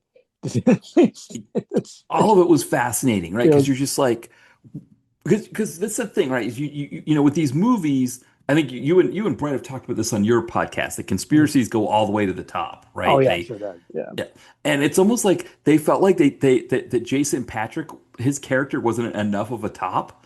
I know why Uh, it wasn't good enough for you. You have a mildly overweight Jason Patrick with a weird ill-fitting shirt. Not good enough. right, And exactly. being Yeah, really grumpy and sweaty and mad. It's like, right, exactly. No, no, it would have been perfect. And I think, yeah, there was this like kind of this shoehorning of an yes, extra ending in there to no, make this thing go all the way to the top. you could just get rid of that idea and hang on with Patrick, hang on with Cuba Gooding Jr. Yeah, They don't, they maybe they just had probably limited amount of time to be in this great movie of theirs. It's just like, right, right. especially Cuba Gooding Jr., but he was kind of wacky and he was like, this, you know, at first I thought he was like a bartender at first, where he's making drinks, talking to talking to the Latinas. Well, not only is he making drinks, but he's drinking all of them out of Yeah, plastic cups. It's like you know when you go to like the grocery store in like the plastic, like the paper and plastic, plates and cups and stuff section. There's that section of that kind of plastic cup that's supposed to be like a little bit higher end, that maybe you use for like your graduation party or something like that. it's funny. I just heard that Third Eye Blind song. Time to graduate. Right, graduate. Right, exactly, I exactly. just heard Right. that the other Yes. day. Like, Yeah. oh, Yeah. classic. It's very catchy too. Exactly. It is. All of those ones were. I was at now I'm kind of going on another tangent here, but I was at a Phillies game. But actually, it was a week ago from today when we're recording. Mhm. And they were playing this like '90s medley of like that kind of song. I was joking that it was like our era's yacht rock, right? Because it was Huh, like interesting way of putting it. Yeah. yeah, it was like this Third Eye Blind, Matchbox 20, Breakfast at Tiffany's, by Oh, Deep right. Blue, Oh, what's that? Something something or right? Deep that Blue band's called? something, yeah, Deep Blue, Yeah. yeah. There was a Uh, remix of Only Want to Be with You by Hootie and the Blowfish. It was really wow, it's all the weird, classics. yeah, because What's everything next? else was Blues Traveler or maybe no, they did. Savage Garden? They missed those. They did Okay. do Spin Doctor, so they went a little Oh, nice. earlier. I believe there was a Gin Blossom song. And then the funny thing was there was no Goo Goo Doll song. But when I was walking to the game, I Mhm. walked past the casino. It's on 10th Street here in Philadelphia. I walked past the casino, and outside the casino, like in the doorway or whatever, they were Mhm. playing music. They were playing Black Balloon by Goo Goo Doll. So So it counts. It counts. it, If once you walk into your location, then the yeah. music starts. Yeah, because it was like I heard it there, and then when I got to the ballpark, they had the medley that was separate. But it was like, okay, I don't have to feel like I missed the Goo Goo Dolls completely from that. I mean, it should have been in the medley. There should have been some Goo Goo Dolls in that medley. But the fact that there wasn't, I was like, okay, it wasn't as bad because I did get a snippet of Goo Goo Dolls on my way to the Nice. ballpark. And now I had some good songs up my head, like "Why Don't You Slide."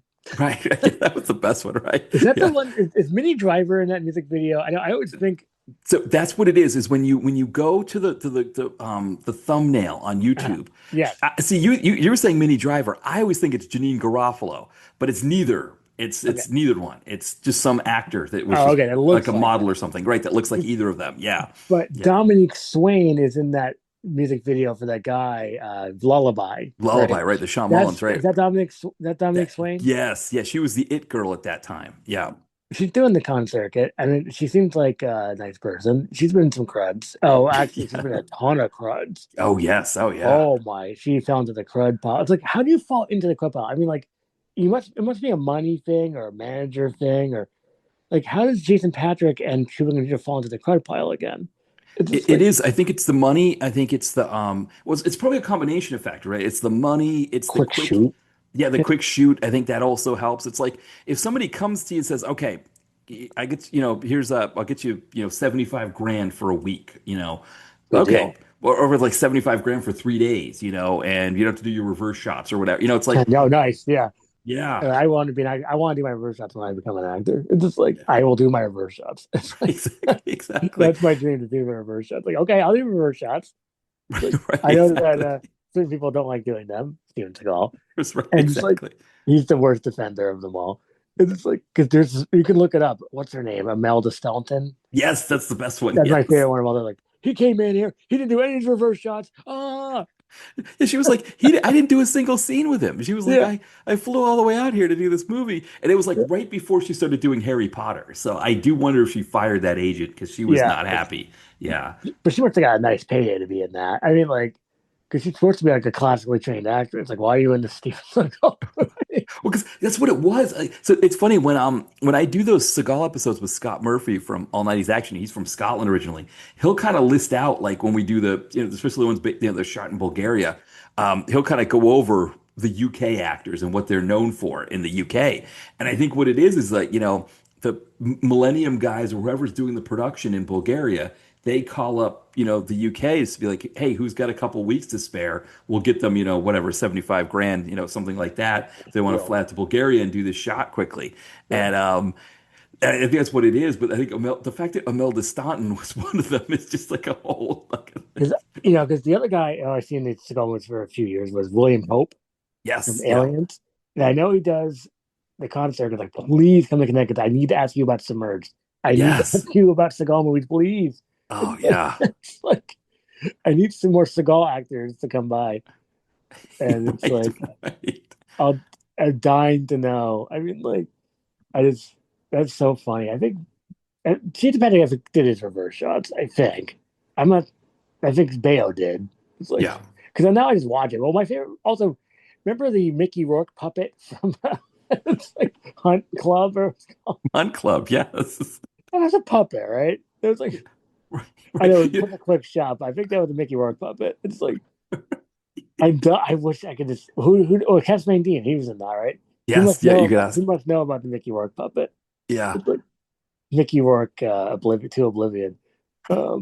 Yes. So I think great. when I reviewed it on the site, I realized after the fact that I forgot to mention the Rourke puppet when I did the written review on the site. That's okay. But it's so funny. It's like that was a freaking puppet, man. It's such a quick shot. I mean, like you need like super slow down mode. Yeah. But back to the movie for goodness sake. Yeah. Well, So Line of Fire. I was gonna say too quickly, Mina Suvari, if she ever makes the con circuit, I bet Yeah, she would know as well. you're right. Because she was Yeah. in that scene with That was Mickey her Rourke. seed. Yeah, she Yeah. might be able to tell you directly. Yeah. Like, was that a Mickey Rourke puppet? It's like, Right. Exactly. Yeah. yes, yes, it was. But yeah, back to do we like A Line of Fire? There's a question.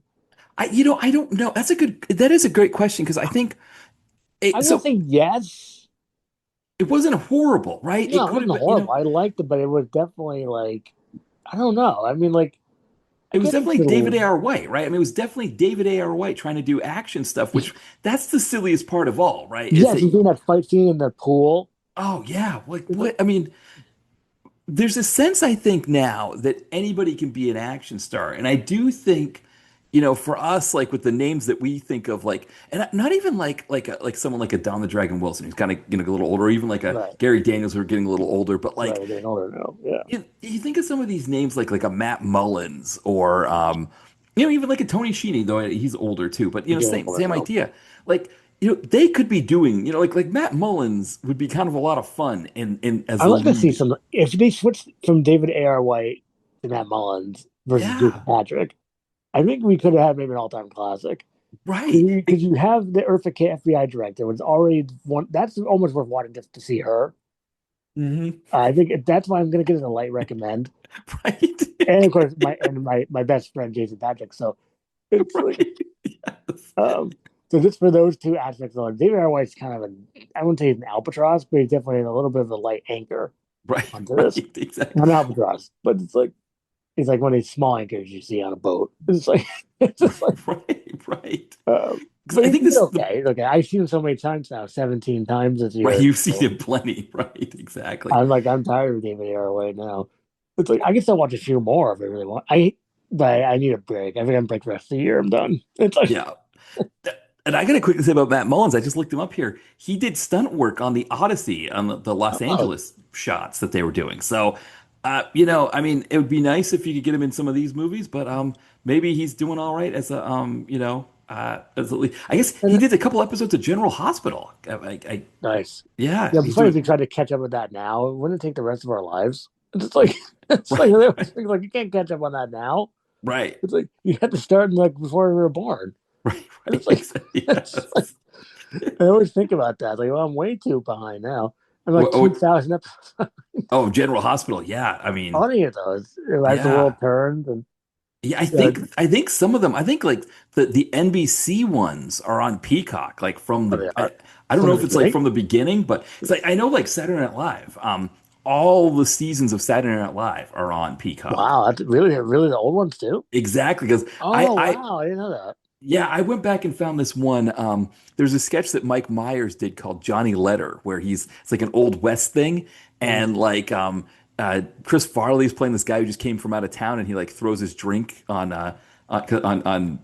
Mike Myers, and then Mike Myers like storms out, and he writes a letter to Farley's boss, who's played by Phil Hartman. At the time when I saw the sketch, I thought it was hilarious. I watched it again, and not only, I mean, I was kind of snickering here and there, but it was one of those ones where when you watch the sketch where nobody's laughing, like the audience isn't laughing, nobody's Huh. finding, it was kind of funny to go back and watch it like that. Like, I mean, it's been like over 30 years since I'd seen that sketch, the first time. I didn't Oh, see it. that's amazing memory that you remember that. Yeah, I just thought because the idea was just so goofy that like in the old West, somebody who's literate and can write a good letter is like really dangerous. Really, you don't want to mess with that person, That's amazing. I might have to go on Peacock and try to watch some of these old seasons. right? 'Cause Yeah, they're all on that's there. a great Yeah, idea. I mean, yeah, I that's amazing. yeah, I yeah, I my when I did all these exciting dog sits, they have Peacock. yeah, Hulu a little bit on hold at the moment here. But it's like, oh really? yeah. But it's like, but I did get a small jump on Brothers Under Fire today. No, yeah, That's with Kiefer Sutherland. yeah, You see that hanging around the Hulus? yeah. I've seen it around. Yeah, Yeah, I just hit the Hulu, and it's not bad. I mean, I only about half an hour in and I leave, but yeah, there's something to it, I guess, enough to watch it. It's just yeah, like, so I'm going to light recommend A Line of Fire. yeah. I There's think for enough me, going on Philly wise that I think people would enjoy it. yeah, it's a fascinating watch. I It is, think, yeah, and especially for people who are familiar with David A.R. White from the religious movies. And I know people watch those that aren't religious, like they just kind of get a kick out of them. yeah. And That's what I'm doing. It's like, oh right, yeah, okay. exactly. There's enough of that audience there that I think you would get if you watch his religious movies just to get a kick out of them. You'll get a kick out of seeing him now as an action lead. Oh, it's great. It's really Yeah, great. It's like, I can't remember what these ones. Oh, God's Not Dead. I'm trying to get God's Not Dead 5, but I don't want to buy it. It's like right. because the one I watched last time was like they shoehorn all this ridiculous political stuff in it. It's really funny. The way they talk is so robotic and stiff. Right, It's like right, there was like some woman's like, "Well, then my kids are gonna get indoctrinated with liberal stuff." Like, oh, it's like, but it's said in a very stiff, right, robotic, silly way. You can't help but laugh. right, exactly, And like Ray exactly. Wise was Ray Wise evil? Yeah, he was kind of evil, and William Forsythe was mildly evil. But Yeah. there's a fifth one. It's not on streaming yet. It's like, come on, come on. It's like because that will be the 18th David Airway movie I can get to it. Right, I'm not right. saying. Well, yeah, we need straight shot. We need it, I think it's perfect for the podcast, but also Yeah, like, straight to podcast. yeah, it gets another David A.R. White on for you. So you That'd get, be great. I mean, that yeah, would be 19 if I can get that going this year. yeah. What's the word on Mexicali? I know we're not wrapping up modified. Oh, that one I think is on, I think it's on Tubi now, isn't it? Oh, it's on Tubi because that seems like good for the podcast because we don't need material. Yeah. It's I like, mean, and Brent Foster's another one that you think about, like, could, are we losing? And actually, it was written by Jesse V. Johnson. I didn't realize that he wrote it, but Luc LaFontaine directed it. But yeah, it's interesting. Bren Foster's another one, right? That would be like, oh, it'd be nice Yeah, if 'cause he I was. hear, yeah, I hear decent things about it. It's definitely watchable. Oh, Jesse Yeah, B. Johnson, he's like my friend. He's like my actual right. friend. I know He he does. messaged me. Listen, he messaged everyone. He messaged me to watch his new movie. He's like, "Well, if it comes to Connecticut, it's just like Right, right. it's Yeah, like that's it's a awesome. movie. Antonio Banderas. Unless he tell it to everyone, but it's like, Right. but I would watch it in the theater if some shark thing. I don't know, but Antonio Banderas is in it, so I like Antonio Banderas. Yeah, I think Chris at Bulletproof, Chris the Brain at Bulletproof watched it. Oh, he did. So yeah, he didn't mention whether whether he liked it or not. So Oh, I okay. joke with him. I was like, oh, did ever get paid for it? Because people get paid on his last movie. But yeah, but Oh, it's yeah, I forgot about Thieves Highway. right exactly. But Oh, I forgot. Yeah, I want. Oh, yeah, that's funny. I forgot yeah. about Thieves Highway. Yeah, It but it's interesting like with the shark movies because I think he did one. I think James Nunn did, or did James Nunn do one with hippos or something? I can't remember, but is that new? It's not a new movie about hippos. yeah, I think so. I think it's so. I think it's yeah, but Mexicali, yeah, it's interesting. I wonder if Jesse V. Johnson was planning to direct it, like he wrote the because he makes a lot of movies. He works quick. That's Yeah, how I and I watched all of his movies last year. He had like a bunch ready to roll on streaming. yeah, you're right. He has a ton. He has so he's got there's a good like one that I've been meaning to see for a long time that you and Brett were telling me to watch, The Butcher. Oh, you Um, gotta watch The Butcher. yeah, I got to see Oh, that one. really great, really fun. Eric Roberts at Yeah. his best. Jerry Trimble at his best. Yes, yeah. Yeah, which I always love a good Trimble. Oh, you're gonna love Trimble in this. He's perfect in it. Never So better. the Nun movie is called Hungry, and it's about hippos in the swamps of Louisiana eating Like people. hungry, hungry hippos. Insert Exactly. I Seagal think fat it's joke here. I think it's loosely based off the game. I think that's Oh, kind of really? the That's idea. hilarious. So I haven't played yeah, that game in a while. I turned a certain age. right, It's like right. so. It's like it's been a while. Wait. Men of a certain age. That was a show, right? I think so. Yes, Now, I think so. Yeah. were they in their 50s because of that joke, or is that in their 40s? I might have just hit 40, and it's like I never seen Men of a Certain Age, but I couldn't tell what age they were. But it's Yeah. like, is this supposed to be good? Who's that? Ray Romano's and Andre Brower, someone else, right? Is it? Oh, is it Yeah. Quantum Leap? It's Scott Oh, Bakula. oh, Scott Bakula. I think you might be right. Yes. Yeah. I think I want to see how old they were. Yeah. Now while you do that, I was recommend so I'm looking up the what was I looking up? Mexicali and Hippos. oh, Oh, Hungry hungry. Hippos. That's right. I was looking up the Hippos movie, and I was recommended by IMDb this movie that just came out called Seven Snipers. Have you heard of this one? Yes, that's Tim Roth. I want to see Tip that. Roth, yes, Radha Mitchell, Yoan Gruffudd, and of course Ryan Quanten. We know from Section 8. Just going back to That, Section 8. you got to see this. Is it? Did it hit the streamer? It's so $6.99 right now, so we Oh, got a little yeah. time to go. So I saw um, the trailer. It looked like Tim Roth's like wearing like a sniper suit. It's like, okay, Tim yeah. Roth, welcome to the Cruds. You're in Oh, classified. yeah. I see the picture of him. Like, Yeah, yeah, just like oh, I mean, that's gotta be perfect. So that's perfect for us because it has. I like that Tim Roth's doing the Cruds. yeah, I It's like agree. I feel because I know he doesn't care. Like in classified, Right, exactly. Yes. he did not give a flute. No, because he's in Classified, and there's a scene where Yeah, he's having dinner at a steak hat, like a big expensive steak place with Aaron Eckhart, yeah. and he can't be bothered to be dressed up at all. He No, just yeah, it's so lazy. I I've never seen him that lazy ever, and it's so he's like wearing a tracksuit most of the right, time. exactly, This is yes, great. I love that he's doing this lazy work.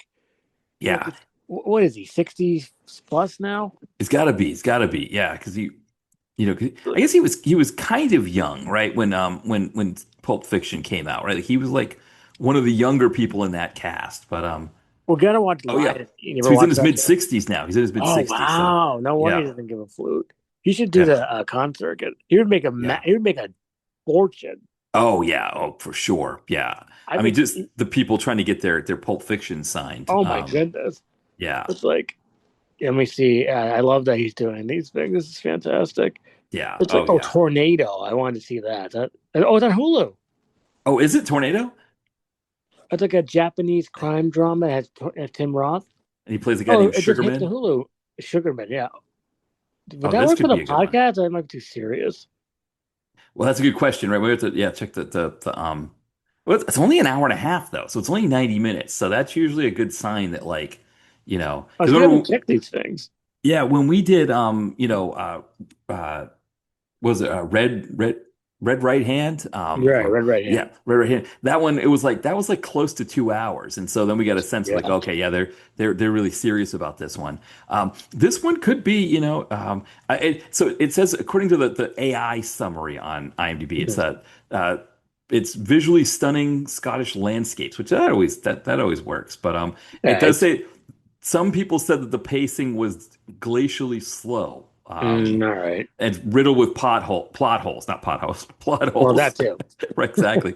It got a 5.5 user rating on IMDb, which I feel like a 5.5 for this Oh, kind of movie low. on IMDb is pretty good though, right? Because people tend to grade harsher on don't I Oh, don't so that's what I harsh. So yeah, on harsh. IMDb it's like, I watch something and I'm like, oh, that was a lot of fun, and it's like 3.5, and You're tough on here. I mean, like, I'm looking at Tim Roth now, and, yeah. and I gotta say, if you definitely, actually, he should. If you like Tim Roth, and who doesn't, you gotta check out Even Money. Oh, okay, Um, even okay. it's like one of these crash type movies, but it's definitely a lot darker, and it's Tim Roth like his most kind of like evil, Hmm. and he's like, okay, and it's on Amazon Prime. Even Money. And Kelsey Grammer is kind of weird in it also, but so I recommend it. Yeah, look at this. Tim Roth's career is very interesting, Oh yes, yeah, for sure. especially in the mid 2000s because he did a bunch of cruds. I Hmm. mean, like The Last Sign. I don't know if you've ever seen that. Um, yeah, it's Andy McDowell. No, I haven't seen that one either. Kind of like No. a ghost thing, but stupid. And then if you look at Virgin Territory, it has Hayden Christensen and Misha Barton. Oh, Uh, nice. Marissa Cooper herself. Yeah, right, Uh, right, and I keep saying every podcast and everything I ever say, I'm going to finish the OT. right. But I just, I don't have, it's on streaming. Let me take a look again. Oh, yeah, Yes, it's on streaming. It's yeah. just like, I just need to maybe after Charmed, you know, You might finish off the for OC. Josie, because I always say that every podcast, but I'm going to try. I'm trying. I don't want to do 500 shows all the time anymore. Yeah. Oh, yeah, yeah. No, So I'm just taking the one show. It's Charmed. it's a lot because I've still got 2 seasons left of The Wire, and Oh, you do? Oh, hey, you got more to it last I talked to you. yeah. So I just had one episode of I did the first episode of the fourth season. So it's the fourth and fifth seasons I believe I've got left to do. And so at some point I just got to do it, right? I just got to make it Yeah, I happen. know. It's not to make it happen. I mean, like maybe I just have to just take a seat and watch the OC because Yes. season two was great Yeah. and season one was great. It was like this is hilarious Yeah. and just like especially season two ending. I don't even remember watching it, but it's like why Ryan Atwood's so violent? He's so Right. like killing people and like what is going on here? Right. Right. Right. I was very surprised how violent the finale of season two was. It was like Yeah. it was nuts. And of course, Oliver. Remember Oliver? That character from the OC season one. I think so. He was like this evil, like kind of student Oh, guy. right. Yes. Yes. Yeah. Because when it was like 25 episodes a season, like first of all, why is that so many? Right. Right. You can't do 23, you do like 28 seasons. What is it? Melrose Place? There's like 35 episodes a season. Exactly. Right. Right. Which I Well, will be meeting most of the cast of Melrose Place soon in October. Grant Show and Rob Estes. oh, nice. Nice. I mean, the Daphne Estes is Teague. great for a lot of Estes, reasons. Estes is great. I mean, like Silk Stockings, of course. Yeah. And I'm going to give him Counter Strike, which I did watch a few weeks ago. Hmm. Stupid like movie from the early 2000s, and also have Joe Lando, who's also going to be there at the Right. Chinese Fest, and Jane Seymour. So Dr. Quinn, Medicine Woman. Is that a good show to watch, Dr. Quinn? Is that Secret Action? Man, no, I don't know. It's been a long time because it used to be on in the afternoons. Okay, Uh, and when I would come home from school, and I can remember, and then I think it was on like CBS New. I think it was CBS, and Right. yeah, Remember, like I, it would be like a horse chase or something. It's about, oh, maybe that's secret action. yeah, no, it kind of, but it's not really. It's like Okay. every once in a while there'd be some kind of action involved with it. Mm. Um, every once in a while there'd be like elements of action in it. But it was more drama, I think, than Okay. anything. Yeah, if I I have remember. the first season. I've been sitting on it for at least a year, maybe 2 years now. Like, Yeah. I want to watch it. I really do. I need to make the time. It's like I've been falling into this not trap, but like I want to watch more movies at the moment. I did Right. say that I would watch a lot more TV, which I did watch a lot of TV this year. Yeah. And I did watch well, actually I tried to watch it. Remember the show, it's called The Crazy Ones? And Robin No. Williams and Sarah Michelle Gellar. So I bought the No. DVD. Oh, you don't remember the show? It came I out in don't think so. 2013. Oh, okay. It was on CBS. It's like Oh, a right. Yes, comedy. yes. Okay. Yes. No, I know what you're talking about. Yeah. So watch out for people who want to buy it, because I bought DVD. It's like, okay, it's one of these Fox made on demand DVDs. Those worked fine. Uh-oh. Disc 2 and 3 did not work. It said the DVD was not finalized. Oh, The man. first one worked fine. And it's like, hey, I can't finish the Crazy Ones because of an offering issue. Yeah, yeah. Like, I double checked 2 players, like, nope, nope, it's dead. I don't know how to fix that. That's super technologically advanced for me. Like, how do you fix that? Yeah. I think I'm goofed. So it's like, I didn't expect that. And then what happened? That's when I was doing that dog sit. So I just jumped right into those Lifetime movies instead. Yeah. Yeah. So, but we could probably get to our next movie, which Yes. is Brave Wrath. Prey of Wrath. So, Great I mean, title. this was on Zumo, I guess, or Yes. Shumo, or however we want to say it. The Shumo, Shumai, Zumo, Zumo, Zoom. right? Exactly. It's produced by Alexander Nevsky, but he's not in the movie at all. It's his No, he's partner. probably at the Western town chilling. He's still the Yeah. way, right, exactly. His partner, Tatiana Neva, she's the star of this. She plays this And assassin. her name. Hold on. Yeah, it's like Ludmila Is it Ludmilla? Yeah. Alexeyenko. But yeah, so she's chasing her old mentor because her mentor has stolen nuclear weapons and is trying to sell them on the black market in the United States. So when Neva comes to the United States, she meets up with a CIA agent played by Cynthia Rothrock, who is also interested in getting a hold of these nuclear weapons. And then there's a whole thing with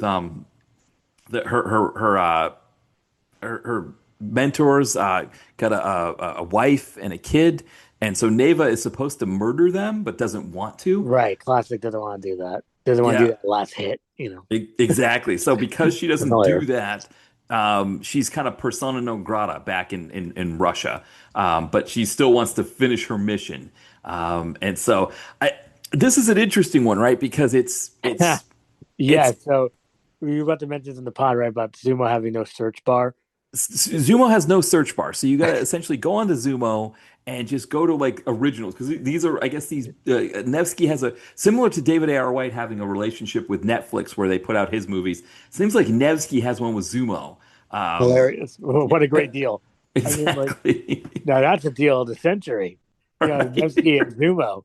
What a match made in right. heaven. Exactly. And so the movie is only 80 minutes long and there's a good amount of credits in there as well. So that part of it I think works in its favor. I think Neva is great as the lead. I think we want to see more. I mean, again, somebody else who we could have in place of David A.R. White doing action movies, Tatiana Neva certainly, could Yeah, she use was her fun in share. this movie because I know this is a passion project Yeah. for her, and she's doing the interview round. Also with Bulletproof, right? Didn't she have an interview with them? Mm. If Yes, I'm not exactly. mistaken. Yep. And Yeah. then our friend Chris said, "Well, we're lucky to rewatch it. Right, right, exactly. We were able to watch it again. You get to watch it Exactly. again." Right, It's like right, it didn't hurt my brain at all the second time. It's just like with right. the hilarious snow background and maybe green screen, and Yeah. it's just like I'm trying to be nice to it. I didn't hate it at all. I knew what kind of movie this is. It's like you watch it, like I see.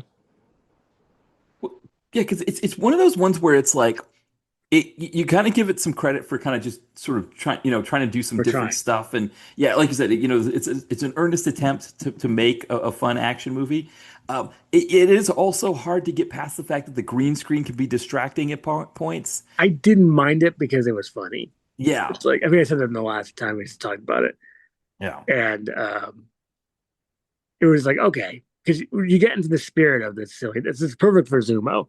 It's yes. like it's like I hope she makes Prey a rap too. Um, Yeah, I mean that's the thing. We need more of Tatiana. I mean, it's interesting because one of the things I liked about this was you get Cynthia Rothrock. She gets one scene in, which is really great. But there is almost sort of like a figurative or like I don't know what a symbolic passing of the torch here.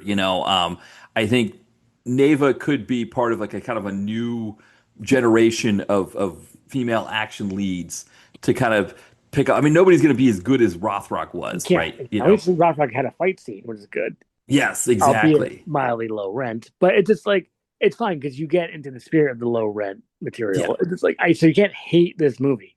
No, no, So exactly. No, it's interesting. So let's see. So she's got four movies in some kind of version of production. wait, Neva or Rothrock? Neva. Yeah, Okay. Neva does. So let's see. There's one in post-production called Luna, but it's a short, so that doesn't count. Oh, It's, that I, would kind of I'll okay. get out of there. Let's see here. So then she's got movie that's filming right now called Dying for Living.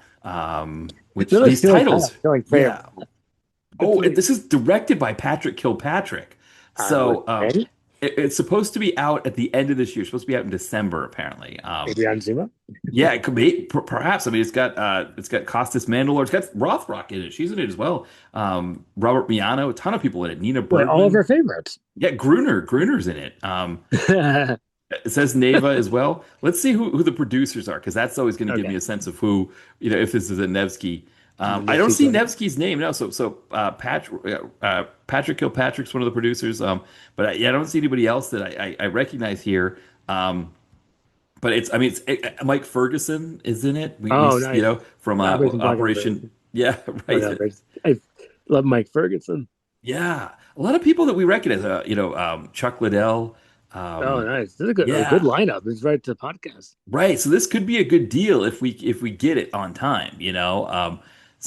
Art Camacho is the fight coordinator as well. So This looks like it could be a winner. yeah. So this We have this a is winner on our hands, I think. Dying for Living. That's what we'll keep an eye out for that. And That does sound like a title that we would watch and it'd be on Zumo. it does exactly. It feels like everything, right? Zumo, something that we would watch. The names are exactly what we're looking The for. I mean, names are again, all perfect, all our favorite people. yeah. It's So like, let's fingers crossed that this thing. It says December 30th. Fingers crossed that we get uh, it. I hope so. Yeah. Like, we're still waiting on a few things. I mean, we're still waiting on those Rothrocks that have never come out to streaming. There was like Lady Scorpion, Lady Scorpion. that Uh, one with Jeff Fahey. Fire. What's it Was called? it? It was called Fire FY. Fire Rises. That's what it's called. Fire Oh, Rises. that. So we're Yeah. still waiting for that one. And we're waiting for these other like martial art things. Like, I forget the title, like the Takedown or what it's called, but it's like the Yeah. Countdown, something like that. You can look it up because it comes right up when you look up Lady Scorpions. It's like we've been getting this couple of year marks on those. It's like I- yeah, there's stuff out there that we're just like, yeah, when are these things going to make it? I mean, I was lucky to see Alarum. I mean, like I'm surprised the library had it. It's just like Right. right, you know, Right. classic Sky East Crud. Yeah, I guess Yeah. that East Crud movie didn't do so well, Mr. East Crud. It's like some movie went to maybe we kind of quickly went to the theater. Yeah. Um, oops. It's like stick to your Tin Soldier 2. Yeah. It's like that'd be amazing if there was Tin Soldier 2. Like that's like his franchise. Yes. Scott Eastcoast's franchises. It's just like I wanted to get Clint Eastwood's opinion on Tin Soldier. It's like, son, this is not a good one. Right. Didn't know what the hell was going on, Scott. Yeah. It's like, Right. Don't make this movie. yeah, Yeah. yeah. That's funny. Yeah, it said make my day. Don't make this movie. Don't make this movie. Yeah. Kid, don't make the movie. Yeah. Yeah, don't make I, the movie. exactly. Yeah. I like that. I just watched the Iger sanction of Clint Eastwood. Oh yeah, I haven't It's seen that one in fun. forever. He's very quippy in it. It's like Yeah. he's wicked. All he does is like have one-liners. Hmm. It's like wow, he can't stop. He could not stop saying one-liners. It's like Right. Right. Yeah. Yeah. it was. I enjoyed it though. It was fun. But I'm Yeah. Scott East. I'm okay. I say Clint Eastwood, but Clint Eastwood, I need a break. I Yeah. watched a lot of his movies recently. Yeah. Yeah.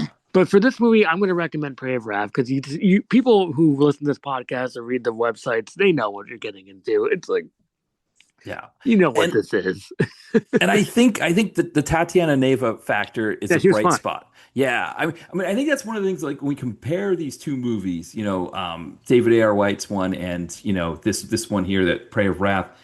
The fact that you've got like a future big star, I feel like Tatiana Neva could be somebody that like you could do a lot of these. I mean, again, it's good that she's doing a movie with Art Camacho as a fight coordinator, but like if we can get like that kind of stuff, she's getting to that We're level getting of close. We're getting close now. yeah. It's like because we need new people. Like unfortunately, all of our buddies are getting a little older. It's Right, like, right, and I don't want that to happen, but I guess that happens. Like we lost Chuck Norris this year, if I'm not mistaken. So right. He was like 85, 86. 80, It's yeah, like, he's up there. And you get word because yeah, Stallone's 80. Stellan's turning 80. He just turned 80. Yeah. And I'm not sure Dolph is, but I'm assuming Dolph's always like 50 years old. But like, yeah, right. I He's going to can't. be He can't die young. 69. He's I think he'll gonna. be Oh 69 wow, this oh, fall. really? So, yeah, so he's almost 70. A little high up there for Dolph. All right. Yeah, I mean, even like, Gary Daniels, he was born in Oh 63. So he's no, like, he's 63 years old. he was born in 63. So, yeah, so he'll Oh, be 60. Right now, I mean, yeah, born in 63 means he is 63. That's right. oh really? Oh, that's actually really good. Amazing. That was an inadvertent good math. Right, It's like, exactly. Yes, uh, exactly. because I gotta say, he looked like the same in the Gardner. Yeah. Yeah, he's kept himself in really good shape for sure. Yeah. But I mean, even like Scott Atkins just turned 50 this year. Oh, and Grillo, he's 60. Grillo's 60, same with Michael J. White. Oh, They're in Seagal, that. is he 70 plus? Seagal's 70 plus. Oh my It, goodness. I hear yeah. he's making a movie right now, Yeah, Steve. yeah, Tip of the Spear or something like that. Yeah, we'll see when that Something like comes that. out. I Ex- like I missed the little guy because I just watched I rewatched Exit Wounds and Urban Justice. oh yes. Double classics right there. Oh, Urban Justice. I read that one. We did that on the podcast recently. I mean, that's Oh, just you did? the McDonald's, the play play. Yes. Like the two guys getting beaten up in front of the McDonald's play place is just It's beautiful. so great. You must have cracked up watching that again. Oh yeah, I was like, 'cause I hadn't tagged the McDonald's. It was before I was like doing. So I went back and tagged it. We've got Perfect. 21 McDonald's at this point That now. is so fun. It's like more than most people on your website is Right, now McDonald's. exactly. Yes, right, That exactly. should be in your Hall of Fame. Your DTVC Hall of Fame should be Because I McDonald's. was like, at some point, it's got to put McDonald's in the Hall of Fame. So there's I did Private Wars. I watched it. Oh, I did. Oh, Yeah, Railsback? That's a good movie. with Railsback. Yeah, and so the reviews coming up. Actually, I guess it's technically this weekend as we're talking, Oh, wow. as we're talking. Yeah, and that one, it looked like in the opening chase scene, where he's driving the van and he's getting chased by the cops. I remember this. Yes. Yeah, it looks like there's a McDonald's golden arches with like the lights that like it's like a different kind of. It's not like a usual golden arches. It's kind of like almost like a not a neon sign, but you know how like you get those signs that have like the lights that kind of like they kind of move in patterns and things like that. Um, Hilarious. Yeah. yeah, So it looks funny. like a McDonald's, and it's like I got to get a screen of it. And it's one of those things, how PM how they would loop the chase scenes. Yes, I Um, love that. so you just keep seeing this McDonald's sign in the background, even though he's supposed to have been like, he's like miles away at this point. It's still the same McDonald's in the background, and so So yeah, funny. I mean, once we make our movies, McDonald's will be in the background. Like we have exactly, to. It's just like exactly. Well, we got to do. I mean, Seagal has got. I mean, McDonald's. I've heard like that McDonald's sales are kind of interesting, because food's expensive now, and of course they didn't get hit by the lettuce thing the way Taco Bell did, but it was yeah. still they still people didn't want to get lettuce on burgers at McDonald's either. But I feel like the food chain movie. Oh yeah. Go back to what was it? The first one we ever did? I think that was our first no subject on your Yeah. your podcast. Food This chain. Yeah. sort of underground marketing, a McDonald's movie starring Steven Seagal. Yeah. Food Um, chain. And I get to see that. It's like I need to re-listen to that because this probably was really ridiculous to talk about. right, It's just like, right, good memory. That was a while ago. Food chain. We yeah. had some really funny ones. I guess the one that's like the sad one in a way is Marky and Marky because they're Oh both yes, gone. and I So think they passed away like between when we between recorded episodes. it. Yeah, Yeah, one and Marky Post was still alive yeah, when we did Marky and Biz Marky was gone. Now yeah. they're both Okay, gone. yeah, And yeah. It's also, I think amazing. another one was spelling and grammar. Toy spelling and Kelsey Grammer. Oh right, yes, but yes. It's like, it's like, oh, it's right there. It's just like, Yeah. I'm surprised that's not a real thing. It could be like a real sitcom. Yeah, spelling and grammar. I mean, that's just, It's right there. yeah, They could be like yeah. goofy teachers or something. It'd be like Nick Freno, licensed teacher, Oh man, I remember TV Guide used to do like the like Cheers ratings and for the Cheers. week. They would always do like they would oh no, not Cheers and Cheers, but yeah, I guess like Cheers and Cheers. Nick Freno Was used that to follow. Entertainment Weekly? Did Cheers and Cheers? I think you're right. Yes, that's right. Yeah, because TV Guide used to talk about like what the best and worst shows were for whatever Oh, really? week, and Nick Freno, licensed teacher, was always at the very bottom And of they're like all. wrong. Yeah.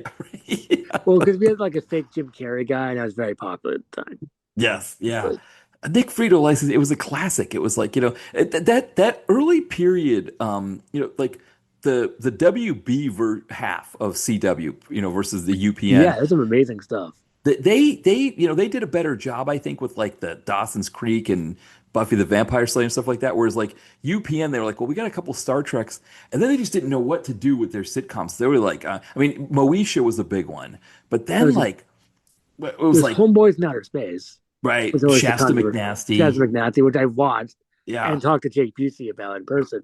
right, He's like, exactly, that's the best time of my life, man. right, exactly, But and you could see the retooling of the show. Like, yeah, it was kind of funny. You watch the first like 5 episodes, like pretty gritty, not gritty, but it's pretty like, politically incorrect. yeah, yeah, There's some crazy stuff that Vern Troyer said. It's like, you can't say that. right, And it's right, like, and they did, but then they retold it. It's not funny anymore. But it's like, yeah. there's shots of McNasty. And I think I watched that like before like a few months before I actually met him. And it's Oh like, yeah. Is it on it's like, YouTube? yeah. Yeah. And like, what's the other thing? That was at UPN. Wait, what's that show you mentioned that had a heavy D, right? Oh, what was that? No, The it wasn't Watcher.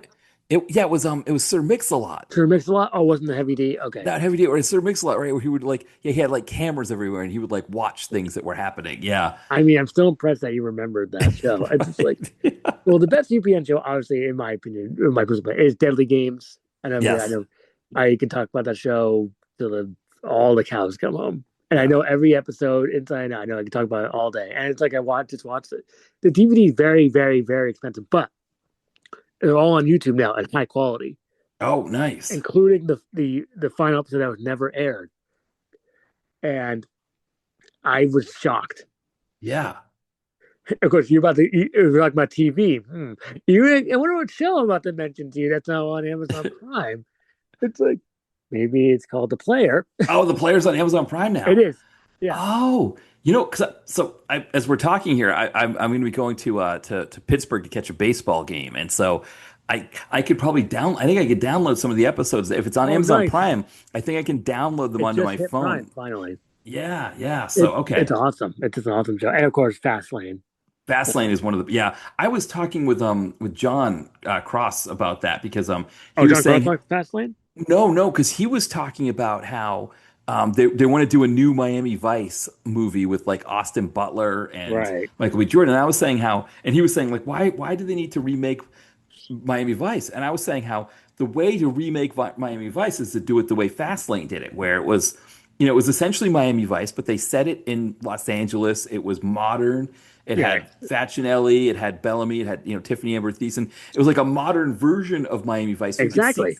yeah, the DNA was there, but it was still its own thing. And that's a show. I mean, it only lasted one season, right? We got 22 great episodes of Yeah, Fastlane. it's a Only shit. 9 great episodes of The Player. Yeah, was it because the fast lane was too expensive? Is that what the Oh, issue was? very expensive at the time. It was Yeah, like millions of dollars an episode. yeah, and so they just decided, okay, it was like I think it was on Friday nights on Fox. I What was that, 2002? So I was in high school back then because now it's aging me. Yeah, Um, right. and I guess I'm afraid of getting older, but it's too late. It's too late. It's Yes, too late. right. I'm already older. But oops, my life's over. But I watched. I think I tried to because I think I was watching 24 a lot Oh, yeah, yeah. and Law and Order Criminal Intent Oh, yes, with yeah, with the Goran head D'Onofrio. tilt. Yeah, Yes. Oh, he was great. Yeah, love that head tilt. yeah. It's like I used to like kind of do the head tilt. It's just like Right, right. Yeah, there's some good head tilts. And then someone I know is on the show who this character named Bruce Altman. hmm Maybe you see him in movies. You can look him up. Yeah. and he's on. I asked him about it. Like, yeah, Vincent D'Onofrio's an interesting guy. It's like because Bruce Altman, he always plays like a scummy kind of lawyer guy. It's Oh, perfect. yes. He's in the Yeah. finale of season one of Criminal Intent, so it's Oh, perfect. nice. It's great. He's like this scummy Wall Street guy. It's so great. Like, no, I don't want to go to jail. But he's such a Right, jerk right, ass. You got the right, whole right. episode of Vincent D'Onofrio. It's so great. Nice. It's it's perfect casting. That's why you ever watch Mr. Robot. Yes, It's like yeah. he's in that. Bruce Almighty. Oh, He's is like it? that. Oh, okay. He's like that Yeah. kind of sleazy. Oh, here we go again. He's like this sleazy kind of like corporate boss guy. To Yeah. do you remember this character? It's like, No, dude, I haven't. No, I haven't seen that. I've got to watch you ever that seen show. Mr. Robot? Yeah, no, I've got to. I know. Oh my goodness. Yeah. At least watch Oh, season Bruce one. Altman, though. Oh, yes, I know him for sure. Yeah, Yeah. yeah. He's fun. He's a nice guy. It just he's in Copland, which he's in for 1 second, and it's like he's in Running Scared, of course. He's in Yes. that. Yeah. Probably his most controversial role. You've seen Running Scared, right? It's like, or So not. I saw the other Running Scared, Oh, you saw the classic Billy Crystal one the with Billy Crystal one. Malcolm I haven't McDowell. seen this new one with The yeah, new one. Chaz Palminteri. Yeah. It's awesome, but there's some stuff that you can't. That Johnny Messner says. Oh, of course. Right. Yeah. He says certain things you cannot say on this podcast Yeah. that white people shouldn't be saying. Well, So we found that before when it was at Checkmate. He was saying, you were saying uh, things. He was saying yeah, he was pulling that again. It's like yeah, Messner, no. yeah. Yeah, the Was funny that thing. Ball or Loom? Was that Loom? Checkmate? No, that was the other one. That was Oh, right. Yeah. Messner or whatever that movie was called. I forget the title right now. Right. What was that one? It It was was. check. I Was forgot the it? title. There's Checkmate, and the other one was like Decommissioned, right? Oh, Decommission. Yeah, that was Yeah. Loom. Yeah. That's right. Yeah, that what we're talking about is like they couldn't afford the word volume on the TV. Right. Right. Yeah. When who muted it? Was it like Annalyn McCord or something like that? Right. I think it might. Right. It was one of the. It was either her or him. Right. One of the two of them. One of these people like that. It's like Yeah. Loom. I'll never forget that. It's like Yeah. Oh no, Estella Warren. That was who Estella played his Warren. Okay, wife. it's Yeah. close. That's I like yeah. Estella Warren though. Yeah. Yeah. She's what I watched Planet of the Apes. I watched that this year. Planet of the Apes, the remake. Hey, Tim Roth Oh is the yes. evil Yeah. monkey. It's a movie on screen. Yeah. I don't know if you've seen it recently or not. I No, I mean, haven't seen that one in a while. No. I never seen it until it was this year. I don't remember if I even watched it this year. I watched too many movies, Yeah. but It's on Hulu. then who? Oh, then who? Okay, perfect. We gotta Yeah. talk about our fight scene and also our spell on a fight. Right? Hopefully, it's the fugitive. Yes, the few. Yeah, so our spotlight on the fight, and this was a fun idea that we had for spotlight on a fight, and we so it's good that we can I guess talk about it again. Was the end fight and the fugitive. So and again we're hoping that this wasn't one we used in a different one, and I got the The wrong. one we did before is charade. That was the one that Yes, the last movie you talked about was charade fight, which is an amazing fight. yes, yeah, exactly, yeah. I couldn't message you fast enough. Where I was like, this is like good. Yeah. Yeah, that was fantastic. Yeah, and, Yeah. and I think it's one of the things about this one here, the Fusion one. You at least it's not such a big surprise when it's Harrison Ford. Like you're like, okay, Harrison Ford. He can mix it up in a movie. I mean, obviously he does the Indiana Jones movies. He does, he's Han Solo. He can mix it up a little I bit. think he has a fight scene with Sean Beans and Patriot Games. I need to rewatch Yeah, oh, that. yes, he does. Yeah, yeah, Double check that. exactly. Yeah, yeah. So I mean, this one here. So it starts off. We're near the end of the movie, Yes, and stupid Dr. Nichols, your evil Provasic. It's right. like, you switched the sample. Here, Yes, exactly. No, he's giving the guy is giving a big speech. Jerome Krabby. Krabby. Yeah, Yeah. that's. I was trying to think of his name. Dr. Nichols is his name. It's The actor is Nichols. Krabby. Yeah, Yeah, Jerome Krabby is the real guy's name, and then Nichols is like his character name. yeah, yeah, exactly. Yeah. So and yeah, I was trying to think of stuff that he's been in. He was in an Indiana Jones movie, wasn't he? I think it was. Krabby. I remember when that movie when I was watching Fugitive all the time because that's all I really had. It's Yeah. like, oh, I like this your own crab guy. Oh, you know what he was in? I completely forgot. He plays the mob boss in Dolph Lundgren's Oh, Punisher that's right. movie. He's yeah. I like Jerome Krabby too. I'm not crabby like Jason Patrick. It's like he's crabby actually. It's like Yeah, exactly. So he's giving a speech, and Harrison Ford walks in the middle Right. of it, just starts Yeah. disrupting the whole thing. Everybody's Yeah, he starts freaking out. pointing at him, then he switched to samples. Just Right. You like, see, you switch the yeah, all that kind of stuff. yeah. And he leaves Right. and Harrison Ford follows him out while everybody else is aghast, right? Yeah, like what's going on? This is Right, exactly. Um, and so as he walks through the door, what he doesn't expect is that Krabby breaks a chair over his back. it was freaking WWF. Oh, it's Like beautiful. it was great. And he says, "You never give up, Richard. You never give up." It's like perfect. And you're like a kick. It's fantastic. Oh, so good. So they tussle in this kind of this like it's like I don't know, it's like a dining room area of this Yes. convention center hotel. They end up outside on the roof and they're fighting on the roof. A helicopter shows up and the helicopter's like, "Oh, I got eyes on Kimball," and then they're like, "Oh, take Right. him out or whatever." And Tommy Lee Jones is showing up at the same time with Joey Pantaleone or Joey Pants as we like to call Right. him. J pants. Yeah. They show up and so they're like trying to like intercept Kimball at the same Right. But time. not get. I don't want to get shot. It's like, Right. That's the best part. It's like yeah. this, it's like a guy in the helicopter is just firing at Harrison Yeah. Ford. Harrison Ford's like hiding behind this thing.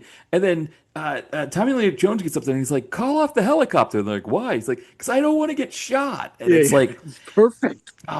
like Tommy Lee Jones. One of the things I've noticed is like there's these new T-Mobile commercials that have Billy Bob Thornton. I don't know And if I've seen those yet. yeah, it's like they're trying to make Billy Bob Thornton into Tommy Lee Jones when Oh, really? He's already. Remember when we had to Billy Bob Thornton grumpy movie years? Like yes, they're doing that yeah. again. Right. And it's like Billy Bob Thornton inhabits his own space. We have to stop trying to make Billy Bob Thornton into Tommy Lee Jones. I get that Not a Tommy Lee good Jones idea. is older and he can't do these roles like he did back then, but we at least got him doing them before. So let's just accept that we got them at some point and That call is it true. good. Yeah. Let Billy Bob Thornton be Billy Bob Thornton. He doesn't need to be Tommy 'Cause Lee Jones. I like Billy Bob Thornton when he has a good material to work with. I mean, Yeah, like exactly. Landman is a disaster right now, and but Fargo season one is high, super quality. Oh, I've Billy got to Bob see Thornton. that. I've been meaning to watch that. Oh, super high quality Fargo season one. Yeah. With Billy Bob Thornton is best, and some brutal stuff in it. It's like Yeah. you gotta Yeah. check that out. It might be on Hulu. Yeah, no, I got to see that. Yeah. So I guess with this fight, so at this point, once we get on the roof, it is a little bit more cat and mouse kind of stuff. Yeah, But it's like one of those things where like the two of them, Harrison Ford and Jerome Krabbe, they're tussling, they're getting after. And of course Harrison Ford, we know from Indiana Jones, he could throw a punch. So he's like yeah, good delivering punching. some. Yeah. Yeah, the Um. scene in that little hotel room was like there's like a run and like throw, Yes. and I was like that was really good. Like Yeah. you don't The even subway need fight that, scene or the L. I guess it's the L because it's Chicago. The L right? fight Yeah. scene. Yeah, that's a great one Oh, is that the one on the train? You with the missed one your armed man. stop. Yeah. It's like Yeah. I actually used to have the Fugitive soundtrack CD of all the cool music in it. Oh yes. Then I lost it. Remember people used to have those CD cases where you buy your CDs in those little things in that little case, Yeah. Oh yeah. and I think someone like borrowed it or not borrowed Yeah. it, but stole it. It's like my Yeah. CDs. Right. Or But yeah, like people. Yeah. Yeah. Oh, you're talking about like the case that had the like all the case, the, yes, the case of the CD, not yeah, it the had the travel CDs case kind inside. of thing. Travel case. Yeah. Remember we used to have travel case? Yes. Oh yeah. Like Yeah. someone stole it. It's like no. So it's like that's okay. You're a kid. You're dumb. It's like Yeah. it's like I thought I wasn't really that mad because I know when you're a kid you're dumb. So Yeah. it's like Oh yeah. it's like I can't. See, that's the thing. That's why I want to go back in time with the semi smarts I have now. I remember that to not to lock up my locker. Right. Right. Yeah. But I know what you mean there. Yeah. Yeah. it's like, Yeah. and I remember like reading Premiere magazine, like while not doing any work at school. It's like Right. Right. I Exactly. still I remember doing it, like I don't want to do any work. I'm gonna read my Premiere magazine. It's like Yeah. sometimes you get to sneak in some homework Yeah. during like homeroom, whatever it's called. Yeah. Or like the study hall. Study hall. Yeah, I meant study hall. Yeah. Yeah. That Like too. No, they're I the don't same want to ones. do Yeah. that. I don't Yeah. want to do homework or like I'll just read my Premiere magazine. Yeah. We had teachers who would do like they would show talk shows. So I remember Yes, remember Richard Bay, the Richard Bay I talk kind show? of do. Yeah. Yeah, it was like kind of like in that late 90s period when like everybody was trying to do like the next Jerry Springer kind of thing. And I remember Richard Bay and it was like whoever the substitute teacher was, like, the TV on the cart kind of thing. Yeah, classic TV cart. Love the TV cart. Yeah, yeah. And so there was Richard Bay, and it was like it was horrible stuff, and we shouldn't have been watching it as even as teenagers, but it was preferable to doing homework. So Because yeah, I don't do homework. It's like I yeah, guess I know it's like I did my homework, but albeit poorly. It's just like it's right. like what's the SAT? Was it PSATs or SATs? It's like wait, was that just we had to go to school on a Saturday to do it? Yeah, the SAT the SAT, the PSAT was like kind of like a a test or something like that. You would see, Was you get that a a sense of where Saturday? you were. You get a sense of like where, you take it when you were younger, and then yeah, then you had the actual Okay, SAT came I did the after. SATs in high school, and Yeah, I was so mad that I had to be there on Saturday because I wanted to watch VHS tapes or something. yeah, And then yeah, watch like True Romance or From Russell Dawn again. Like, why am I here? I'm sorry. So what I did, I just did all the wrong answers on purpose. I was really right. mad. Yeah, So I'm doing great now, I guess. But it's like it's just it's like I don't want to do. It's like everything's just like C and D. I don't even care. yeah, It's like done. Goodbye. right, It's right, like right. I was so annoyed. It's like why am I here? Like do Yeah, it during the week. I know those was yeah that was because I remember I had to go to a neighboring high school because our high school is so small, Mhm. so I had to go to a neighboring high school to do it. And like the teacher that was doing it, he was like of course like all the other kids that were there, they went to that high school. It's like Portsmouth, New Hampshire. They all knew him, but he was like one of those ones that was like kind of not quite a mullet, but kind of like the slightly slightly longer hair. But it was like the younger teacher who now he would probably be in his 60s. He would have probably Oh been, yeah. would have been born like the early 60s at that time. So he was like kind of Mhm. younger and cooler. And they all kind of knew him. He had like the tennis racket or whatever. I think he was like proctoring our exam and then he was going to go play tennis after. So Um, very Andre Agassi or something. yeah, it was like that kind of deal, and it was like, I think he had like the sport coat on or whatever. And, um, but yeah, so so I was just like, oh, I just wanted, So then when I took it, and then I was going to take it again to see if I get a better score. And the next time they gave me a testing facility, it was like in Rochester, New Hampshire, which is like 45 minutes away. And Oh. I was like, forget it, I'm not doing that. I'm just going to stick with the Well, that's the score I thing. It's like got. I think you could have done it again. It's like I don't want to do this. Like I already Yeah, did it poorly once. I'm not gonna do it poorly again. You're wasting my time. Like when yeah, you're 15, 16 years old, it's like you don't want to do anything. It's like no, I don't no, probably I don't, well, I guess there's obviously there's smarter children or whatever teenagers, but when you're like mildly self-aware, yeah, right? oh yeah, And like I think when I was in high school, I was very self-aware and just yeah. like and I knew that this is kind of I hate well, fine, stay in school, children, I guess, but if you want to, go ahead. But I knew it was a huge waste of time, at least in my mind, because you're a kid, you're stupid, you're 16, you want to goof around, right? Yeah, yeah, It's like I didn't care about school or schoolwork or tests because I knew it was all worthless. yeah, Because I'll be an adult in a few years, and then who cares? It's just like yeah.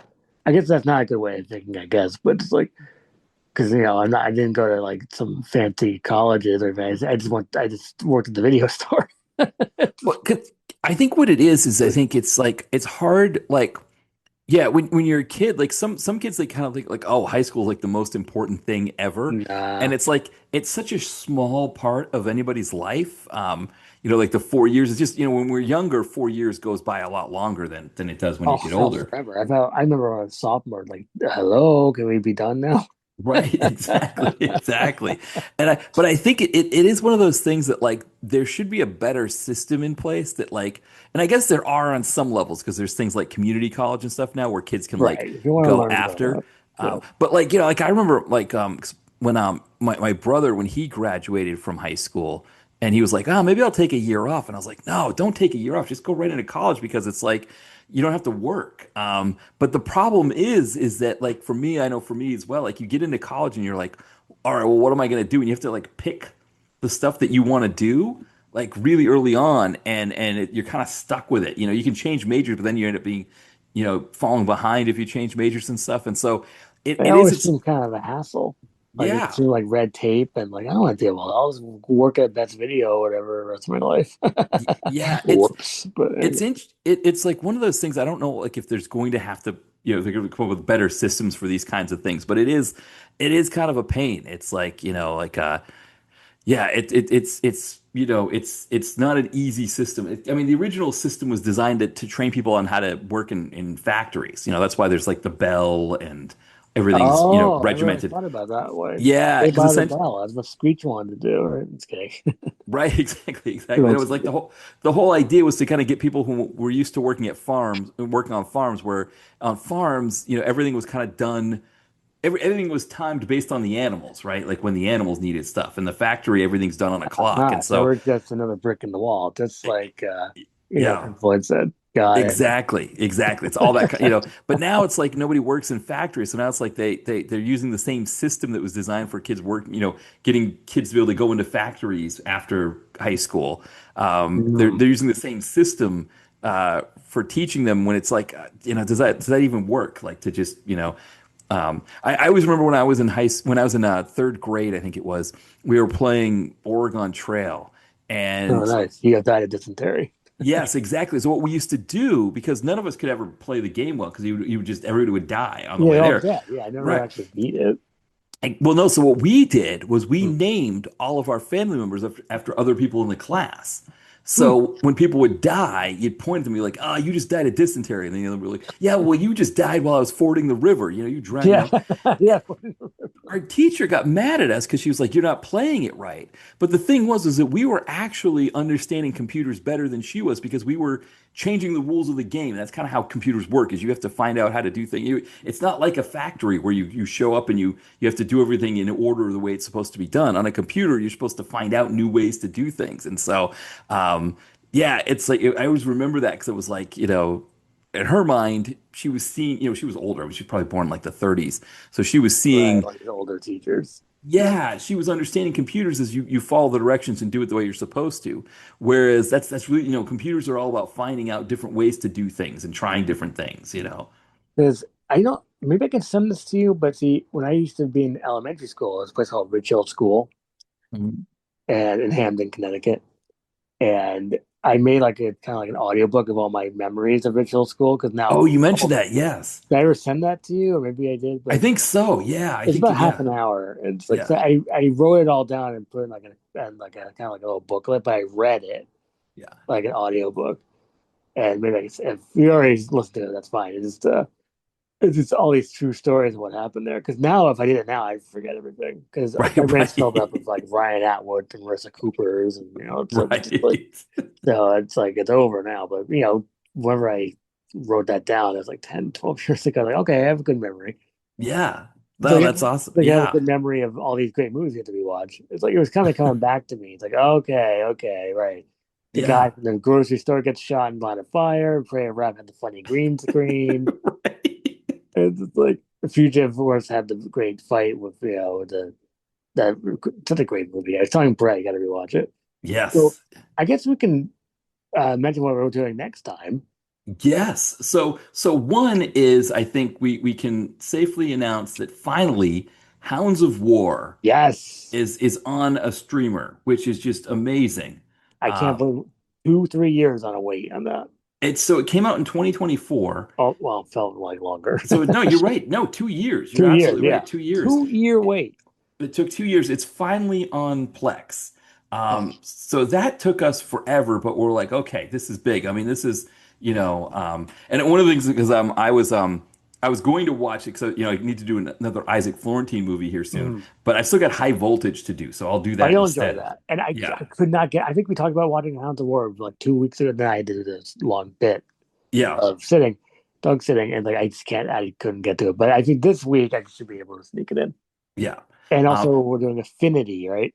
Affinity, which is Marco's Aurora, also on Plex, but it's also on Prime as well, so that Fine, makes it a so little bit that's easy better. to watch with no ads Yeah. or limited ads. But Zaror, I mean, another name, again, just keep stacking up these names that we would rather see in action movies other than David A.R. White. I know. Marco Zaror is another one, but I'm kind of excited 'cause I guess this is our first time doing a Zaror. Oh no, it's Oh not. no, No, no, we did one with Messner, right? that's right. It was no, it wasn't Unbelievable. Mesner. It was Johnny Strong. Johnny It was Strong. Yeah, Invincible, I think it was. Invincible. Yeah, Yeah. that wasn't so bad. Yeah, I think we did that in honor of. Oh, did we do it? We did it. I think before we found out that Daniel Zerilli had passed away. I think I, so. really close, right? So Yeah, yeah, I remember watching. I think they have like a fight scene like on a roof or something. That's my memory. yes, Like yeah, because they're both super soldiers. Yeah, right. See, I love a good super soldier. Because I already said this story a million times, but I'll just say it again anyway. When I used to get mail from the army yeah. when I was like 8 or 9 years old, like real mail, Oh yeah, yeah, that's where they recruit you to yeah. be a super soldier. That's how Captain America was, I guess, Right, or right, not, or probably not. exactly, exactly. Terrible like lore of. Look, yeah, he was like 8 years old. He got army mail. That's it. Right, exactly. Yeah, I remember. Did you have in school? Did you have them show up at your school? No, I don't think so. Yeah, we so we have career day, and I remember the Air Force guy had like what did he have like a was it Combs? He had something that was like really cool like for Like a swag. really cool, awesome comb. That's awesome. Yeah, it was something like that. And I remember everybody else had gotten there, so I went over to get mine, and the guy like he was so defeated, the recruiter. He was like, Mm. "Oh, here you go. Here's the whatever it was that You get and sneaky so comb. I was like, well, I'm actually interested in the Air Force, and I like was because I just felt so bad, What do you Um, say? He lit up. Oh, he did. Yeah, of course. And he was like talking to me about it. And he was like, oh, yeah, you could do the ROTC and you could do all this stuff. It's like, yeah. And I probably, looking back on it, it probably wouldn't have been the worst thing in the world to do the Air Force because it's like, I think they have like the least grueling boot camp. Oh, that's good. You could be Sergeant Poirier. I could have been, well, I may have even been able to, like a captain or something. I could have Captain maybe done it. Poirier. That's cool. Yeah, exactly. I could have maybe gotten to because I think when you do the ROTC, you go into as an officer, so you get like you're a commissioned officer. So I think like a lieutenant maybe or a That's captain. I still could have, cool. Anything that's yeah, like lieutenant, sergeant, captain, like yeah, that sounds major. cool. Major, like major Yeah. grad. Right. I could, and I mean, the other thing too is I'd have a pension that I could be living off of Ooh, as a well. But, pension. Yeah. but see, the thing I wouldn't have realized at that time, this was like the late 90s. This was like, 97, I think it Hmm. was. At that time, I had no idea that 9/11 was going to happen. So it's like I could have, Oh yeah. signed up for the Air Force, done all that stuff, and then, been shipped out to, Afghanistan or Iraq or something Yeah, I like don't want that. that, but then Right, because could have that's passed what happened away. to a lot of people, that I know who did, were in the military. It was like, it was like, oh, this is a great way to pay for college, all this kind of stuff, I always around hear that about that. time. Yeah. Yeah, and then it was like, oh, I got to go over there, I gotta, Oh, and it's yeah, probably awful. right, exactly, because you had no idea. You thought, okay, this is going to be a nice way to pay for college and everything. I mean, I knew some other people who signed up after 9/11, so that's a little different because Oh, they kind of they knew what they were getting into. But yeah, so I guess I guess in that sense, had I done that, who knows? I might I might not even be here. I might be so it maybe worked out that way, even moved though away. So now you can't be Captain Poirier, but we can do exactly an exciting David A.R. White podcast instead, exactly which I right. think works out better. That would be weird too if like I don't know because because obviously like your rank doesn't count I guess outside of the military so like Oh nobody else could man, call me captain but it would be kind of a funny thing to be like yeah captain Captain Poirier yeah like that would be like just that that would be sounds like my handle like the Captain Poirier the direct to video connoisseur like that would yeah I didn't really consider that part I good. remember I remember when I was in my 30 like my late 20s early 30s I was thinking about joining one of the branches of the military just kind of as like oh maybe that I was kind of still on the cusp of being young enough and I remember my friend and I were looking this stuff up because his dad was in the Navy and we were like talking about like which one was better, whether it was the Navy or the Air Force, because it was a question of like how fat. Because like I think in the Navy the Air Force you can be a captain sooner than you can. It's like in the Navy, captain's like Uh, one of like the highest ranks. I think if I've got this right. And then whereas in the Army it's a little bit more of like a mid rank as captain. So that was like one of the things was like oh yeah well maybe the Air Force like I mean because I can be a captain sooner like that might be worth checking. So but it's all about the rankings. It's just like exactly. Yeah. Yeah, that's the reason why you'd want to do it. because we don't have like other ranks in life besides that. Like we were just misters. It's just like Right. why can't we be like captains anyway? It's like Yeah. Because I was reading this collection of short stories by this Russian author Nikolai Gogol, and it was written in the 19th century.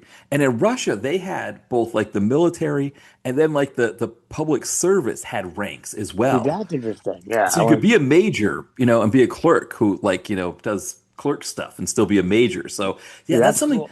I think that's the thing. If we ever kind of build the federal government back up, if people, after the Elon Musk Doge, Not gonna do cuts, that. I like the government. I haven't done exactly, Trump in a while. exactly. The thing is that I've kind of somewhat retiring my Trump impression. I mean, I'll still do it if you like, but Yeah, but people no, just hate him right now. It's like don't I want to hear understand. it. Yeah, so it doesn't. Yeah, it doesn't.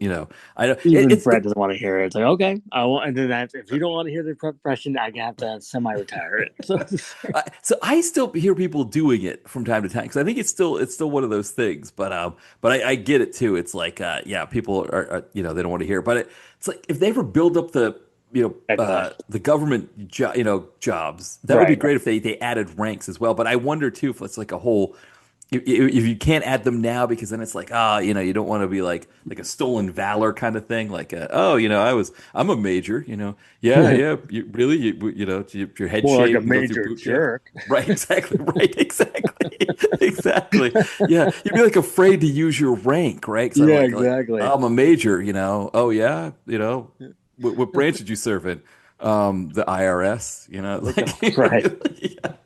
right. You gotta pay dang taxes. Right, exactly. But Right. yeah, no. But we should. I can probably let you go. I can do some Well, plugs. yes, let's do some Well, plugs. But yes, but anyway, so our next episode that we yes, do is going to be Hounds of War finally, but also Affinity. This has some potential yes. with the names and the quality involved. This might be our best double. This one coming up here could potentially be the best It's. double I ever. think we're very close. 'Cause I thought this one Yeah. wasn't bad. Yeah. And then what was the what was the one we did before? Not the trap houses. The one. We did the Shepherd Code I keep forgetting and that. Clear Cut. Clear Yeah. Cut, which is a really good one. So it's Clear like Cut, yeah, Clear Cut. I think is one of those ones that I don't think we would have liked Clear Cut if we hadn't been like, what are we're now like we're 89 movies in on we're this. so close to 100. So this would I be know. 91. So next time around will be 91. So these two are 80, 88, and 89. Oh The ones my we god, did we're today. so close. Yeah. So I think what we figured out is that if we keep doing one a month, when we get to December, we just need to do three for that December Fine. episode, and we'll I'll get go there. for it. Maybe we can go back to the Fat Joe movies or something. Exactly. But Yeah. we've Yeah. been saying that for months now, years. That we go I, back to Fat Joe. I've got one of those Raisinette movies in my queue to do Originally. still. So Yeah, I praise that. I love this. That exactly. shootout scene. Oh, I sometimes I wake up and think about it. It's How such garbagey that was. it's such a beautiful thing. It was just Yeah. like, okay, now I see what you're doing here. It's like, Right. What a trip. I will Yeah. say, thanks for having me on again, and then I'll do the plugs. Yes, absolutely. Yeah. So if people want to hear the Trump impression, please just tell me.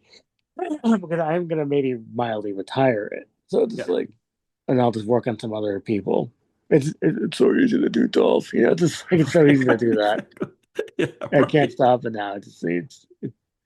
I love doing. Well, your impression's great. I always say it's like, don't wait for me. I like your Yeah. impression. Oh, don't wait for me. Yeah. Yeah. Yeah. Or like my cats when I walk past my cats. I don't know if your cats do this, the reach technique. Yes, When you walk Michelle by does and do that. they put a claw into like a pant leg or something like that. And Yes. yeah. So when I'm walking by and they go to do that, I'm like, don't reach for me. Yeah. And then they get mad that they're stuck. Right. It's like Yes. it's like that's ridiculous. Oh, did I ever show you this thing on Instagram? It's like these cats that go boop, like this boop. They boop their noses on the camera. I think I mentioned that Oh, before. yes, yeah.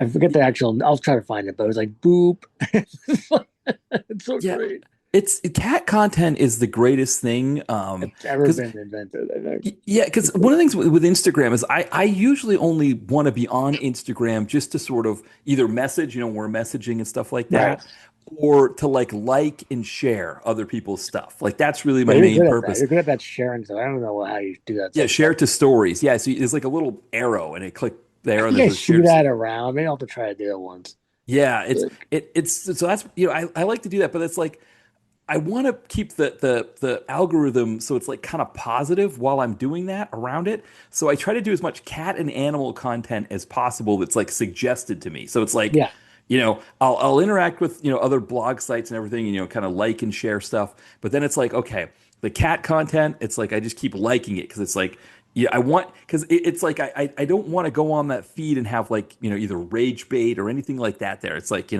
just give me some good cat content. Yeah, I want. Because sometimes you get into this weird stuff too. It's like, Yeah. I didn't ask for that. No, no.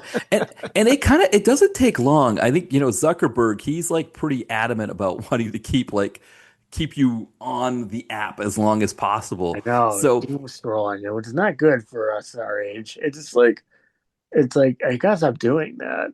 But I want to see cats. But then exactly. The cats do it. It doesn't take long for your feed to be all cats if you I'm just close. It's a yeah. mixture of cats and like people who yell at you. Well, because right Yeah. now I'm on a diet again because I just Oh gave up yeah. eating too much McDonald's. So Yeah. it's just like not McDonald's, but all the foods. Yes. It's like Yeah. I'm doing well now, but I mean like if so, there's like some guy I forget his name. Like his name was like Will Fitness, and he just yells at you Oh yeah. with these things Right. like. You can lose a bunch. He says a bunch of swears, but I won't do Yeah. that. But it's like you can lose a bunch of weight if you have a calorie deficit. It's just Right. like Right. it's like okay, okay. Well, Right. it's like so I am in a calorie deficit. I'm on. It's going well. I mean, it's the guy is right. The guy who yells at you about calorie deficit actually has a point. It's just like, Yeah.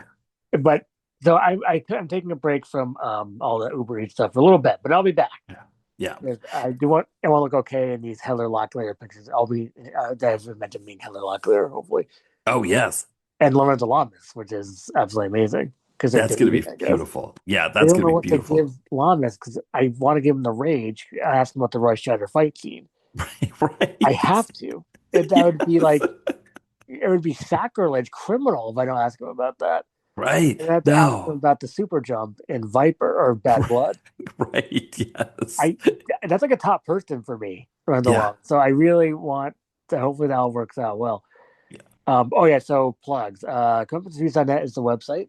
We posted something new, didn't we? I don't know. It's like terrible plugging. But we're gonna watch something. We're gonna watch Strike Zone. Uh, Okay. Frank Zagarino and Billy Drado. Yeah. It's a Yeah. weird movie that's on YouTube.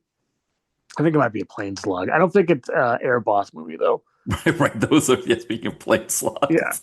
I think it's like Air Boss adjacent. But I don't Okay. think it's like I think that's the best I can give you on that one. So we'll watch it in a couple days and then what is it? Comeuppance Reviews and then let's see what's Thai Action Rocks on the Instagram. Oh wait, what is it? I don't remember my own plugs anymore. Oh, Thai Comeuppance on the Twitter X. I don't do much there. And Thai Action Rocks is my Instagram handle. Now I Yeah. posted campfire stories today, Yes. but Yeah, I saw that one. Yeah. I actually changed my top four movies finally. Oh, 'Cause on I've been sitting, Letterboxd? yeah, on Letterboxd because I had the same four, which were Showdown Little Tokyo, Virtuosity, um, what are the other two? True Romance and Cobra for like 7 years on Letterboxd. It's like I'm sick of it. So Yeah. what I did was I changed it because I was talking about changing it, and I'll tell you which ones they are. Then I'll let you guys go. Which is now officially Punisher Warzone, Gamer, Taken, and Stone Cold. Nice, nice. That's a good Yeah. four. I changed mine recently too Oh, because you did? mine was like Casablanca and like Jean-Luc Godard movie, like ran by Akira Kurosawa. It was like those, and I was like, my letterbox handle is direct to video connoisseur. I probably Yeah. should have direct to video movies. So now it's Showdown in Little Tokyo, Nice. American Ninja 2, The Punisher, and Recoil. So That's high quality. That's a great bit. That's a yeah. great choice. I wish they could do more favors. I have so many great. I I was on the fence about putting Rambo 08, and Oh then yes, I was yeah, so close between 08. It was between Rambo and Taken. It's like I just watched Taken. It was great. yeah. And then, well, Gamer and Punisher Warzone were non-negotiable. They're going in the top.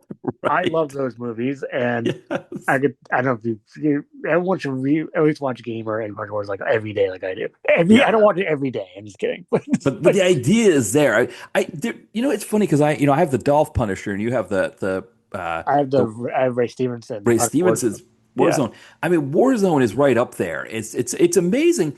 Like the Thomas Jane Punisher, I don't like it as much, I but don't like Thomas as much. Jane, No, yeah, as a Punisher, I think he's great. Like the Dirty Laundry thing he did was great. And now we've got Bernthal, who's great too. I'm trying to think if there's any other like star, like a character like that, like comical character or whatever, who's had like that kind of run of like, the person playing them, they're all yeah, good. Like, 4 people playing them. It's yeah. like, and it's like, well, Burnfly, it's like that growling he does. Blah, blah. Yeah. Right. Yes, right. He does a couple good yells when He does. if you get a chance to watch I'll one try. last kill. Yeah. Yeah, he does some so there's like one moment where he really does it really well where you kind of get the build up and you know it's Mm. coming. And yeah, so yeah, That's he's great. Yeah. yeah. I mean it's I good. I love mean that. it's like 48 minutes long, something like that. That's Which is short. it's perfect length for that kind. I mean, Disney Plus should just be doing a ton of those. Those are great. Because maybe well, was I don't see. I don't go to Disney Plus. Oh, I don't have it. I mean, I used to have someone. I used to be able to borrow someone's account, but I think they got rid of it because it costs money. Yeah, it is. I know a lot of people are getting rid of it. The only reason why we have it is because we have Hulu and ESPN Plus, and so then Right. You have that Disney. deal. I'm trying to get that here for the people like dog sit, and it's like they don't understand it Right. this way. It's like, well, because right now the TV that has Hulu here is it died because of the Vizio, Oh, right, right. Okay. and that's the one that only had Hulu on it. Or had oh, that's the thing with Hulu. That's the one that you can watch Hulu's. Yeah, So right now yeah, I can't yeah, watch it. And I tried to put it downstairs in the nicer TV, and it was not. It was a hassle yeah, because of these yeah. stupid QR codes and such. Oh, yeah, So yeah, it's like yeah, the QR code burned me on getting Hulu downstairs. Everything else is downstairs, just not Hulu. yeah, And it's like, fine, I can watch Hulu at a different location. But like Netflix, I'm running out of locations because people want to get rid of Netflix now. yeah, Luckily, there's not much I'm watching there anyway. But yeah, Letterboxd. Yeah, so it's my hot new top four. That's why you just yeah. did a hot new top four. Yes. Oh, well, a little while ago, 'cause I was just like, I need to make a top four that's like fitting. It's like Yeah, it's like, like I'm you just know, sick of my old one. And it's like the sick of yeah. it. It's like, and it's like what it should be. It just should be Stone Cold, Stone Cold, Stone Cold, Stone Cold. But it's Right, just like I right. almost want to do it as a joke, but it's like I do love Stone Cold, the Bosworth movie, and like because it is the best movie of all time. Yeah, Because when you watch it, like this is the best movie I've ever seen in my life. yeah. Which It Brett said too. Like, wait, this is the best movie I've ever seen in my life. it probably belongs more like it probably could bump out Recoil as like a Uh, fourth one on mine. The only reason why I did Recoil is like I need to have 1 p.m. film, right, and that's my understandable. favorite PM. Yeah. Because Stone Cold, you're right. I mean, it has my second favorite helicopter explosion of all Oh, time, so good. which is the helicopter the The motorcycle. motorcycle, Yeah. so Uh, great. It's uh, so great. It's like, and like every scene is unbelievably ridiculous and goofy. It's like yeah. when I was watching, I watched it I think a year ago, 2 years ago now, and it was like I was like I couldn't stop laughing. I was like dying of laughter how great this movie It's is. such an amazing movie. It's like every scene, like they get these meathead, shirtless meathead dudes punching each other. It's so dumb. Yes. It's like, oh my goodness. And you got the bottom jumping on the car. This looks like a freaking meathead. It's just like it's Oh, it's so so great. And so the beautiful. mullet. The mullet is I mean, it is kind of like everything that you would want in that era. I mean, we had so many great ones between like the late 80s into the early 90s. Yeah, and we don't have as much anymore. I can't think of anything that good. I mean, like, and that's just No. that, I don't know like these pretentious directors say like New York is like a character in our movie. It's like Right. the mullet is a character in Stone Cold. I mean, like it's like that actually would make more sense. The mullet has its own character. It's like it's That's a great perfect. that's such a great way to describe that. I've never thought of it, but you're I just right. thought of that, and I That's should probably let you go on that high bit there, but it's like, yes. No, that's such a great point. Yeah, that is a movie. That's another one I think, thinking about episodes on your podcast where we do like the walkthrough, you mm, know, we gotta do Stone one of Cold. those again. Yeah, Yeah. because We're I gonna do mean, Raven or yeah, Raven would be a good one. Yeah, but I I'm mean, trying to get Stone Cold yeah, Stone could Cold. I be. do that anytime. I love. Yeah, I'll watch Stone Cold anytime, any day. yeah, Movies I'll just do that. yeah. Like We Stone Cold talked. would be one. Do you have an example? You Oh, can well, just movie. watch it. So you just watch it. Yeah, I mean, Do you have one? well, yeah, I mean, definitely Showdown in Little Tokyo. I Yeah, you can think just watch it. Yeah. it's 75 minutes. So that also helps, but it's Yes. like I just I could just always have that on. So that's definitely up there. I think I mean Sweeper or Recoil are Yeah. Sweep. I definitely. can probably watch that. It's like I would love to freaking see Thomas Hall. He was supposed to be there last year. Oh man, if you Never got him saw. to sign your Sweeper, that would I be had it ready. It was like yeah. no. God. He was advertising because he's in a new movie that I think like Oh. with Keith. Wait, is he in that one that Kiefer Sutherland, the brothers What? one you were talking Brothers Under about? Fire? I didn't see Seven Saul in the credits. Okay, so it's not okay. So it's another movie that C. Thomas Howell's in with them. Oh, Um, okay. he I had it didn't. on his Instagram page recently. But 'cause Oh, okay. I'm only bringing this up because I think there's a possibility if he's got stuff out there that he might be, he might be out, doing wanting to do the what is it, the con circuit, The concert, yeah. Yeah. S Because right now, yeah, I think I've collected all the cash ready for October 17th. That's what it is, yeah. and it's definitely gonna be a pretty penny. I mean, like, because everyone's getting something, so Yeah. it's like, and maybe a picture. Yeah. That's why I'm on this kind of diet. It's like, Yeah. and like Tara Reid's gonna get Crow and Prayer, and it's like, Right. She needs that. and I'm gonna see if I can try to record her talking because her voice makes me laugh. So it's just like, Right. so it's so great. I can't wait to meet Terry and Mary. Please don't cancel, please. I know. It's like even if she can't, I'd be very disappointed. I mean, like if Lam is canceled, I'd be very disappointed too. It's like please don't cancel. Yeah. It's like because it's almost all put together now. And it's Yeah. just like, oh, Leah Thompson's gonna be at Terrificon, Oh, and no way. yeah, she's some stupid stuff. I should let you go because it's getting late, but Yeah. she's in a movie called Exit Speed. Hmm. You ever heard of this? I think it also has Fred Ward. It's like a hostage movie, like a gang movie. It's pretty good actually. Yeah. Desmond Harrington, remember him? Oh, yeah. Yeah. It's pretty good actually. I might give her that because I don't have a lot of Leah Thompson. Yeah. Yeah. That could be good. Yeah. I mean, Red Dawn, obviously, she's probably going to get a lot of Red She's Dawns, in Red Dawn. Yeah. Wait. Leah Thompson's in Red Dawn, or am I thinking of Jennifer Grey or Beals? No, Leah Thompson as well. Oh, right. Oh, she's in that. Okay. I just watched Yeah. Red Dawn. Yeah. She's got the beret. Oh, right. Yeah. You always look cool with a beret. Look at the Right. Expendables. They wear their beret. Right. They Exactly. wear the beret in the fourth one, that disaster of a movie. It's like what was the money spent on? Nothing. It's just like I know. Did you finally watched it? You I finally watched saw it last year, and it was like I think it Expendables? was it's been horrible. I think it was horrible because I knew it was Yeah. such straight up garbage. But it's like this is not good. I mean, No, no. And it's like there's a lot of like, jokes about Randy Couture's penis size. And it's like, I mean, the only thing that really worked in that for me, I mean, I like Iko Uwais. He's always great. yeah, he was But good. Stephen was fine. Stallone was fine. Oh, and Andy Garcia kind of Andy was. Garcia, yeah, that was the one I was thinking. He Because was what was his name? He had like a stupid name. It was like Mole Rat or something. right, Something exactly. stupid like Yeah. that. It was like Ocelot or what? Right, I think it's right. Ocelot.